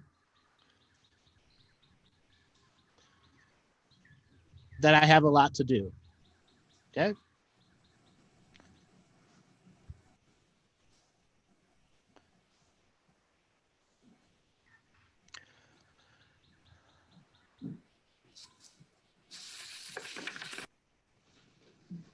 I'm fucking up your distorted chi. Yes, I am. Via my vibration, frequency, and harmony. Making it normal chi. All right. Now, as part of this journey, we've gotten everyone to interact. When you, let's say mechanics-wise, when I ask the chat room to interact, what do you think I'm doing at a multidimensional level? What is it doing to the audience that is also an archive that future people a month from now will be listening to me talking to the chat room that won't be able to see the chat? What do you think's going on there? Well, it's a little bit what you said early on. Are you inviting this hub of interconnectivity in? It's already there. Yeah. Okay. Is it your personal of interconnectivity that's? I don't have a personal. That just is. It just is. So the 68 people that are in the Zoom room right now, and the 50 something that are typing, what is it doing to the energy in the archive a month from now? Even though the people a month from now cannot see what's being typed right there. to cause them to create memories of what just heard the show, just like you asked those to chat? Martina, what do you think? Well, it invites them. It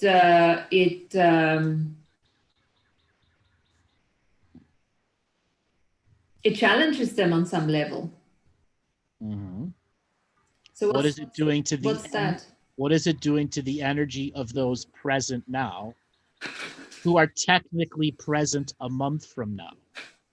Present month from now. Well, something is gonna, their precognitive workforces are probably starting to interact with them. Their agents are starting to work with them because of the invitation that you're sending out over the next couple of days, weeks, months. Their post-cognitive workforce is bringing energy in, and the people that are going to listen to a month from now, Joe that's listening from a month ago, that's had his mind blown for the last hour and 46 minutes, suddenly hears me talking about a chat room he can't see, and he's going, where's this chat room I can't see? But he's experiencing each and every one of your energies. He's just experiencing it. Connection. Yes. You're creating a connection. Okay. And each and every person that's here now, it will be a post-cognitive experience and a precognitive experience. Right now, everybody typing is having a precognitive experience to the person who's going to listen a month from now and is wondering about the individual people that are there typing right now. So there's a life force entanglement, a consciousness entanglement. Right. So the people that come and listen 1 month from now, go into the YouTube chat and type something in to the audience of the past. That's right. It's happening at the same time. And the audience of the present, go into the YouTube video an hour from now and type something to the people in the 1 month into the future.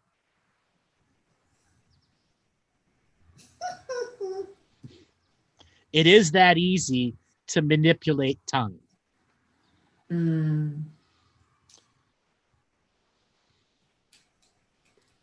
All right, we're at a point where we're going to take some calls. So for everyone that is in the Zoom room and wants to have an opportunity to ask everyone here a question, go on down to the participants button and click raise your hand. And we'll give a few minutes for people to figure out how to actually raise their hand, because only a few people have done it so far. Go on, each and every one of you, click on that participants button. All you chicken shits out there that aren't raising your hand. For each and every person. For the future archive. For each and every one of you that's not raising your hand, you're all going to get a galactic wedgie. There we go. All right, Robert, spin up the wheel of callers and see what is a signature frequency match for a first caller. All righty. Chance, you are the first unmuted caller. Chance, Irani, are you there? Yes, I'm here. I didn't want to get a cosmic wedgie. Okay, I didn't want a cosmic wedgie. So where are you calling from? New York, Brooklyn. Brooklyn, New York. Welcome to the show. So what have you thought about the show today so far? Well, I got the email beforehand and I read those words out loud, and it like shook something in me. It was like, oh yeah, you already know, like you already know this. And then now coming here, listening to all of this, it's just like, oh my goodness.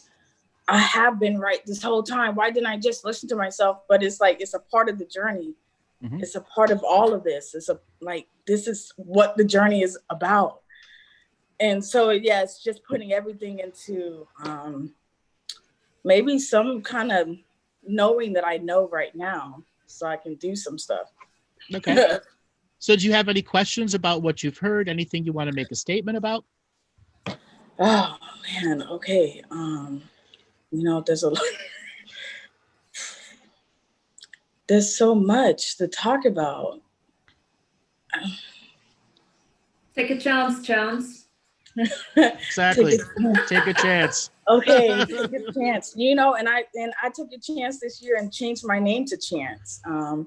So My question is, when, like,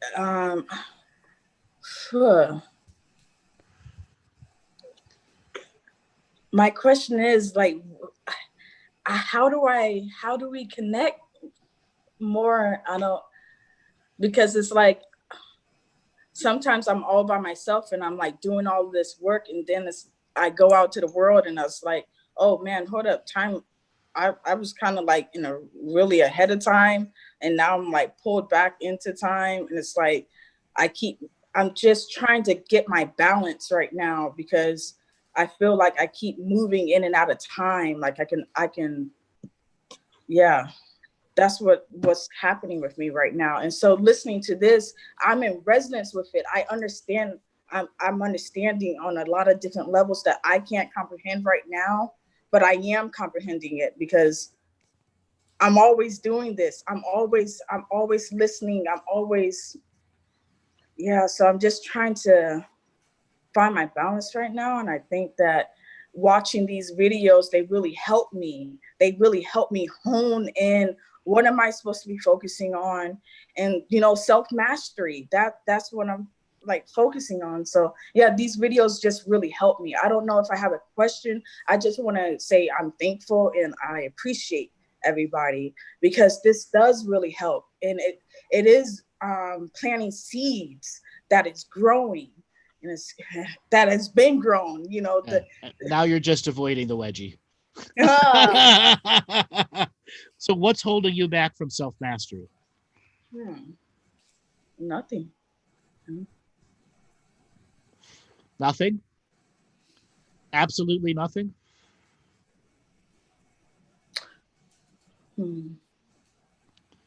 I think that I'm trying to work on these conditionings that I have around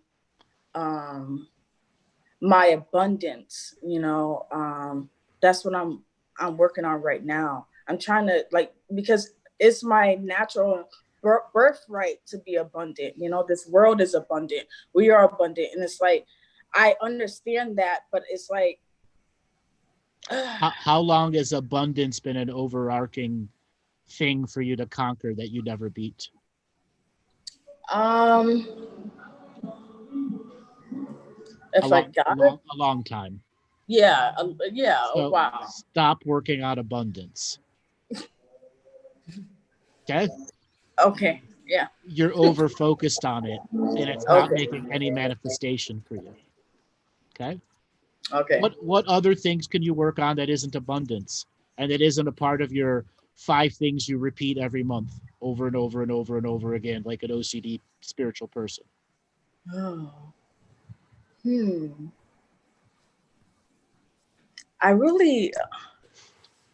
I'm an artist, and I really like painting and drawing.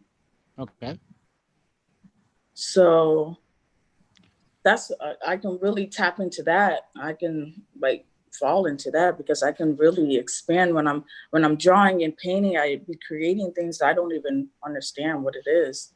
Okay, so if you take out abundance and shame, blame, and guilt and the common spiritual things you're repeating and not getting illumination from, and put out energy to artwork, you might have something, an abundant portfolio at the end. Yeah. Yeah. Martina, you have anything you want to add?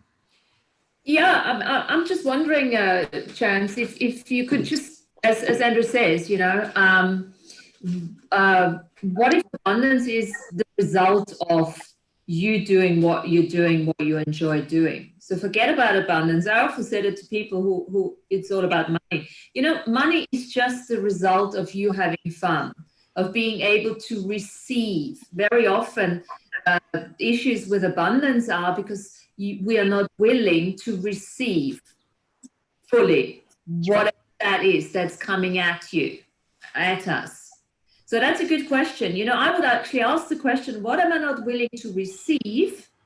And keep it really that expansive. What am I not willing to receive that if I would be willing to receive, it would change my entire reality?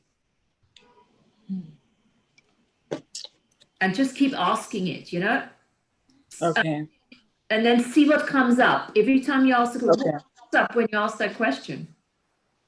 What are you not willing to receive? And the first word that came up to me was the world. Okay, cool. So let that go, because that's just a very big word. So let that go. And then ask the question, what are you not willing to receive? What am I? Self-mastery. Self-mastery. Okay. Are you ready to receive it now? Yeah. Okay. What else are you willing to receive?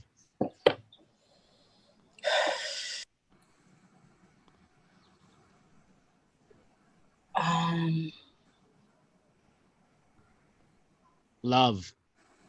Oh. we uncovered a can of worms. Whoa. Okay. Just by acknowledging you're not receiving love means you put it to the next week of inner work. What do I got to do to start receiving love? Because I shut myself down because I've been working on abundance for so long. Yeah.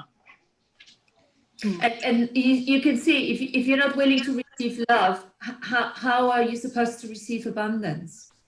Yeah. So let all of that go, and go further in that exploration, and keep asking the question. It's really that simple. What am I not willing to receive? What I am willing to receive? Write it down. Make yourself a journal. Write it down so that you actually bring it all into your from the subconscious into the conscious, and then everything that comes in, you let it go. You let it go until you chunk it down, down, down, down. Okay. All right. All right, Chance, thanks a lot for calling in. We're going to move on to the next call. We're going to try to get everyone in here we can. All right, Robert, spin up the wheel of callers and see who is the signature frequency match for a conversation with us. Okay, this person has the area code 954. You're unmuted.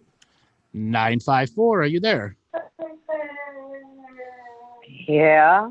Hey, what's your name and where are you calling from? Marilyn Weisberg.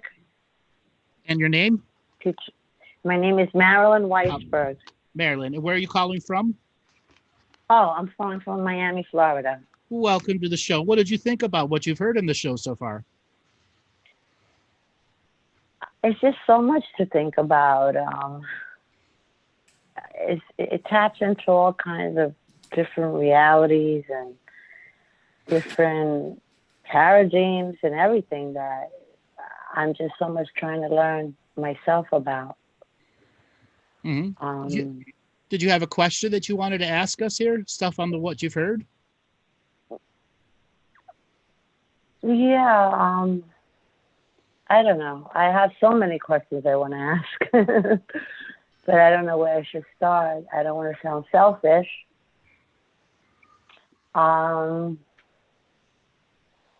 Really, what I want to ask is, am I heading towards the right direction in my life?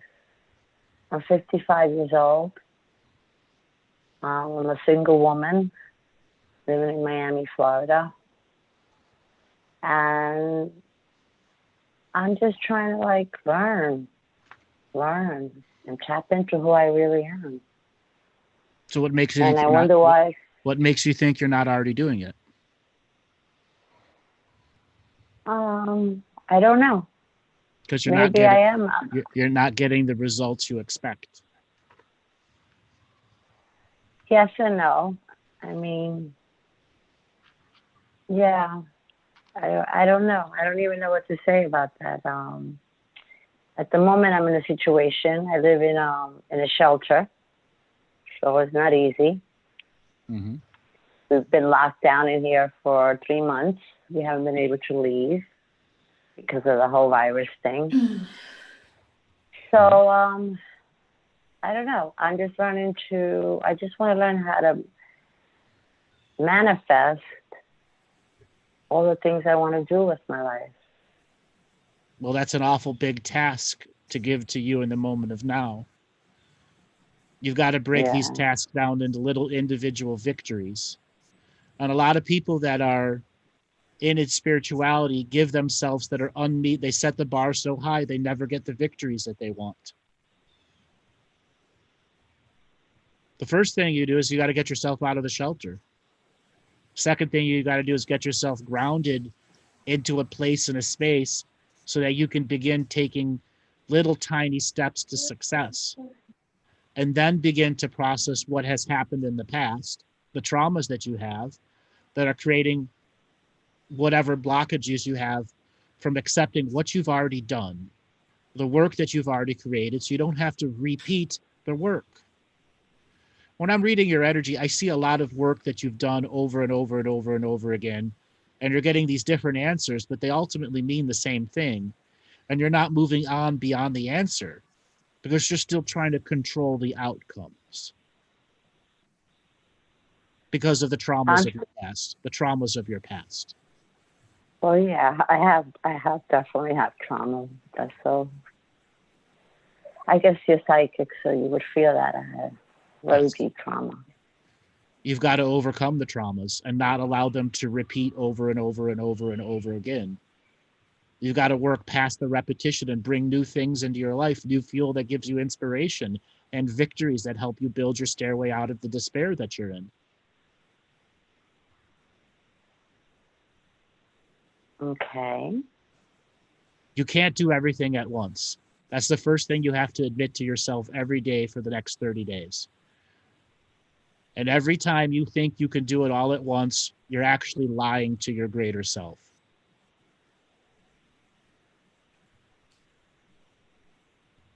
Which is creating disharmony in you. Well, I'm definitely looking for harmony. Well, then stop giving yourself unmeetable tasks. Give yourself little tiny tasks that you can do every day that start giving you victory. So you start raising your frequency, vibration, and harmony. The next part of your journey is you got to tackle the individual traumas in your life, which through daily practice, you can bring up the individual traumas and begin to release the power and stranglehold they have over you. Yeah, they are pretty deep. It's weird you say that because, yeah, it does feel like sometimes they are strangling me. But I'm learning with time, you know. I'm trying to get past it somehow, you know, with time and knowledge and listening to your show and listening to, you know, positive esoteric stuff. And well, sometimes you have to stop listening to everything else and solely work on your own subject matters. You got to turn off all the external stimulus so your own internal processes and traumas can come up so you can solely deal with them from what you have learned, the basis of knowledge that you have.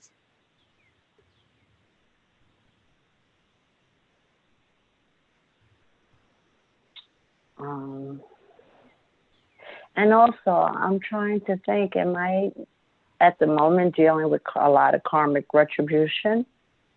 No, you're repeating the same subject matters and not learning the essence of the lessons from them. You're caught in a repetitive loop. And this isn't about karma of the past. It's about you of the now who can't break the loop of repetition you're going through.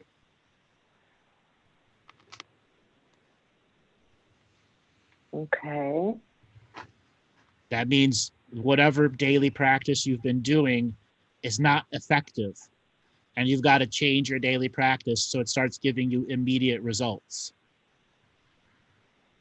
When's the last time you've done a contract revocation? About a month ago. Okay, why so long? About a month ago. Well, I did a whole bunch of contract revocations that day. Okay. Why so long of a space between doing them? I didn't realize I should do it again so immediately. But deep down inside you knew what it did for you in the moment. Yes. and you couldn't follow through with what it did for you in the moment, which puts you into a month of repetitive looping. So technically you did know, you didn't follow through.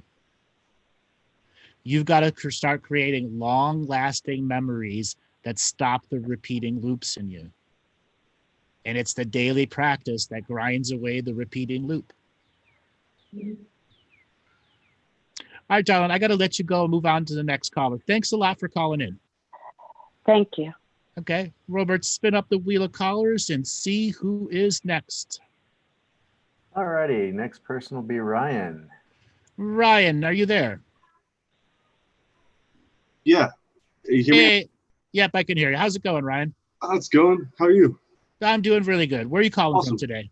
I'm Shasta? calling from Ole, I wish, Ole, Pennsylvania. Ole, Pennsylvania. Welcome to the show. What did you think about what you've heard so far?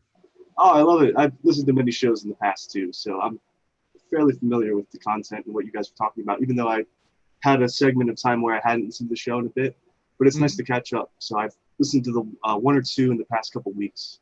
Okay. So what did you want to talk to us about today? Well, just a little anecdote. I was stacking some rocks in my garden that I'm making in my backyard, and I gathered them from some of the farm fields after they just tilled, because sometimes the equipment gets broken on those large rocks. So if I see one near the road, I'll try to dig it out. And I was just trying to make some raised beds out of them. And there's a thunderstorm coming. I was thinking about you were talking once with a caller. I think they're from Ireland. I'm not sure when it was, early 2000s or mid 2000s or 2010, somewhere around there. And you were talking about how people who work with stones are like helping to do stuff with ley lines as well. Mm-hmm. So I guess what I'd like to know is, how can I make those raised beds in a fashion where it incorporates a lot of potential life force energy for the surrounding garden and the environment there, and like the spiritual ecosystem, if you will. So are you familiar with the term dowsing? Yeah. Have you ever done it with dowsing rods? Yes, I use clothes hangers and I bent them and straightened them out. Yeah. So I would actually advise you to buy a set of dowsing rods. You can get them for like $20 on eBay. Okay. Or $15 on Amazon. And dowsing rods have a special little handle on them, what makes it very easy for them to turn. And if you're going to do any form of garden bed raising, you're going to want to go about 25 to 30 feet away from the bed and line yourself up at a 45-degree angle to each corner of the rectangle bed or square bed. Oh, it's circular. Is that matter? So well, then just pick the 45-degree mark. Okay. North, south, east, west. Okay? Yeah. So just pick north, south, the direct due north, south, east, west. And from about 25 feet away, walk towards the bed very slow and watch what the different dowsing rods do, and put marks down, like just get some like spray paint. Mm-hmm. And if the left bar moves more, on the left side, you put a little paint spray. If the right side moves, a little paint spray. If they both move, put a double paint spray. Every 2 or 3 feet, you're probably going to start experiencing a change in energy. And what that is the underground water flow between the roots of the plants. And then you're going to do the 4 corners, and then you're going to repeat it several times, like right after it rains, during rain, so on and so forth, and high moon, no moon. And what you're going to do is start getting a reference of how far from the 90-degree angles the flow of energy moves. And then just by consciously have walked it on a regular basis with dowsing rods, you're going to change the direction of energy that's already coming to the beds. But you'll also notice that there are certain patterns 15 feet away that you're going to want to go and stack rocks on. That will then act like a canal system, allowing more energy to go to the beds. Okay. Think of you're going to be creating energy canals by the types of rock art stacking that you do. Yeah. So I was thinking about, actually, you mentioned the canals. That's pretty cool, because I was considering digging out like a small shallow pond, at least a foot deep maybe, and then lining it with clay or putting some kind of thing in to retain some water, digging out some channels along the slope of the ground so that when we get the torrential downpours, the excess can just like run off into the pond, and then the pond would just like go out towards the field in the back where there's a stream. So yeah, the canal thing, would they run separate from the irrigation of like a rain catchment system in that regard? They don't have to run separate. It's all about, do you want to keep the energy frequencies of what you're doing separate than your irrigation system? Oh, okay. So they're not like the same thing. They're different. They can be the same thing, and they can be different. You may, for the first 2 months, want them separate, and then as you begin to glean information about how the energy is moving to and from the bed, decide if you want to connect the two. Okay. And I also made it a point not to use any kind of weed whackers or anything like that. I just try to chop it down with a knife. You think that's wise, or do you think I should just do the easy route with the weed whacker? Use the weed whacker. Okay, yeah. Okay. Use the weed whacker. Good call. Okay. Thanks, Andrew. You don't have to do everything the super hard way. Okay. Yeah. Let me tell you, if there was a shaman, he'd be using the weed whacker too. Yeah. Okay. Now the next thing to do is, if you're going to be making a really oversized garden with more than one bed, how far space do you have in between houses? When's the next house? Oh, okay. So I think each of the properties along my street are 150 feet. Okay. And so there's a little buffer between each house. So probably 175 feet, maybe 100. All right. So what you want to do is walk the inside layer of the property with your dowsing rods. And Okay. what you'll determine is how the energies from the other yard and house affect you. Okay. And your house. And this will determine what drapes and windows you want to keep closed or open to allow and flow energy. Okay? Thank you. Yeah. Is there anything else you want to ask? Oh yeah, Ole Valley. I'm not sure if you're familiar with the exact location. I don't know if it's a spiritual intuition or just me wanting to imagine it this way, but I have a feeling it was an atoll a long time ago, like a volcanic rim that was exposed above water during like a flooding period. And I was wondering, I've had these strange visions of the valley, like in ages past, where there's like large stone like structures and buildings and temples and stuff. Is that in any way related to like past civilizations, or is that just something bleeding through from my imagination? Well, most things are not a bleed through your imagination unless you're in mental masturbation. Okay. And what do they truly mean to you? A lot. But you're going to have to get out of curiosity state awareness and truly grill it in good cop, bad cop format. What's useful to me? What's not? Is it just a spiritual YouTube playing autoplay in the background, distracting you from the greater you? Or is there some information for you to glean from and take into you? Yeah, I think there's definitely something to it. There's some kind of substance, because I've kind of tapped into that state when I was younger too, on the land that I'm still on right now. Mm-hmm. And I've had the privilege to grow up on the land that I'm still on right now, and I've had a really strong connection to it, I feel. And I also think there's something under, like way down deep, like some kind of ancient, I don't want to say like an outpost, you know? Like they're still, I don't know if they're still down there or what, but yeah, I think I have communication with something. What part of PA? What part of PA are you in? It's Berks County. What's the closer big city to it? Reading, Pennsylvania. Or Reading. I know exactly where it is. Well, you're in the center of mound country. Yes. So you probably have large, oversized mounds within a few miles of you. Mm-hmm. Are any of them public places for you to go to that you know of? They're farmer fields generally.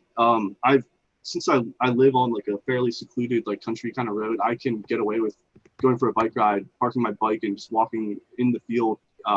That is if there's not too many people around. And I actually talked to some of the farmers, and they're cool with it. But so there's a tree I visit actually that's on one of those mounds you speak of. Yeah, it's a very large oak tree.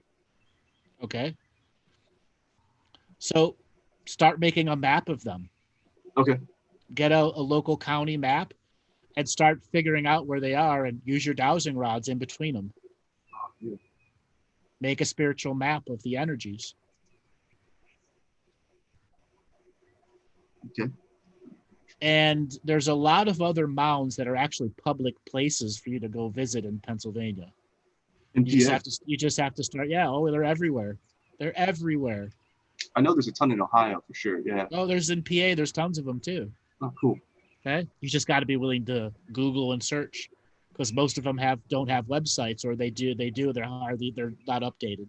It's funny you mentioned the mound thing, because I remember driving through the valley one day, and I had this intuition, like these hills the road was built on kind of look like giant ziggurat steps, like someone just like poured dirt on them. And there's people who built like houses on each step, you know. So I don't know if that was the case or what. It was just like coincidence of the glacier movement or the deposits from the rocks and all that. But yeah, there's some. You're right. The mountains, and there's also down the street I live on. There's this it's a very strange kind of thing. They closed off what looks like a cave entrance with this large metal chain link fence, and just on the other side there's a bunch of mounds, and then it opens up and there's this large ravine, like a gully. I think they quarried from a past civilization. Looks like they took a lot from this giant, like it's not really a canyon, but it's pretty big. Yeah, it's just an odd feature in a valley that's all farmland, you know. So have you ever heard the term dolmen? Yes. Do you know what it is? Are they the mounds? I think in the Anastasia books they talk about how they would seal themselves off in those flat stone. These are rock formations, 3 or 4 base rocks with a rock on top of it, and they might make a little mini house. Hold on, I'm gonna see if I can put something in the chat room. Are they the ones with the circular? They like cut a circle out, and they're usually like giant flat slabs. But yes. Yeah. So I'm going to put. So all you have to type in is dolmen, DOLMEN sites America, and then put in dolmen site Pennsylvania. Okay.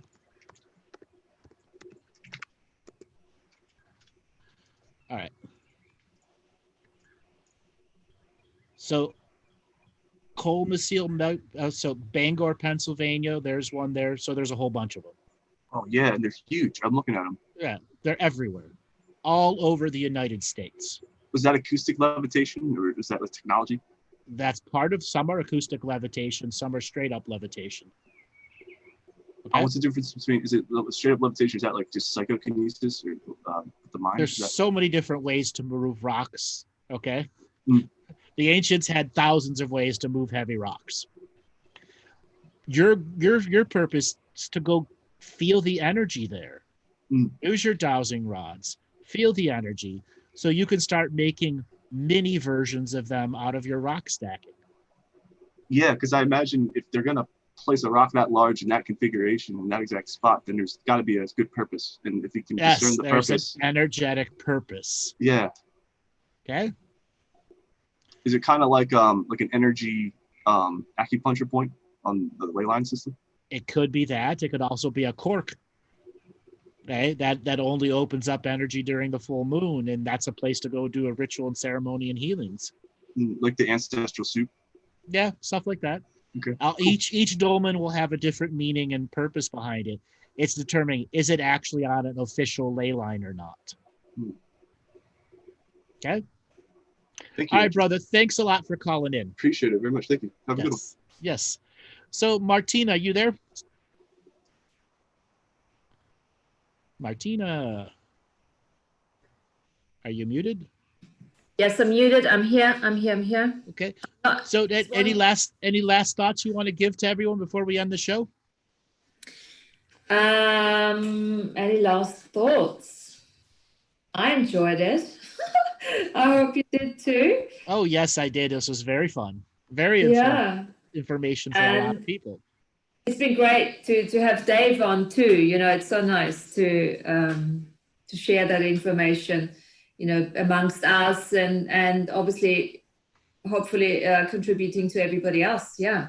Right. You want to give people a way to get a hold of you if they want to come and visit your website or be in any of the groups that you do? Okay. My website is www.syncholistic.co.uk. This is where you can get a hold of me. And then we have our Earth Nouveau website, which is our collaboration of all the mentorship, friends, where we are doing actually Zooms on a Wednesday, every Wednesday, not so late, not at 2 a.m, but at 5 o'clock in the afternoon. And the website is earthnouveau.com. And you can find me on all the media sites anyway. So. Okay. And Dave, are you there? Yeah, I'm here. Is any last words you want to give to everyone? Just keep up the daily practice and see what synchronicities come. Okay. Do you want to give a way for people to get a hold of you if they have any questions for you? I really don't have anything. It's all right. Use the Earth Nouveau, earthnouveau.com. Yeah, use the Earth Nouveau. Yeah, you know. So, Absolutely. So there is homework, everyone. If you didn't think you'd get away with it. You all have a document called Hub of Interconnectivity. Now, the rest of you, you're going to go to my webpage, you're going to go to the Insights page, and you're going to pull up the Union and Communion Consciousness Strike. And you're going to read the Consciousness Strike out, followed by the Hub of Interconnectivity document. And what I want you to do is take notes on both documents and what are the common correlations between those two teachings. And when we come back on Tuesday, we're going to talk about the Consciousness Strike, but we're going to be talking about the common correlations of all the teachings beyond self-mastery, beyond self-healing and self-nurturing. Those things that take you on the edge of your unknowingness all the time so that you can make the unknown known. All right, everybody, we will catch you tomorrow, in which we will be having our comedy show, where we will aim to offend. Monty Dean and David Ellis will be joining us for that show as we continue our journey into using comedy to heal, make us wonder, and laugh our ass off. All right, everyone, we'll be back tomorrow, and then we are continuing our conversation on Tuesday for those that are ready for the next levels of teachings. All right, Robert, take us away. Bye.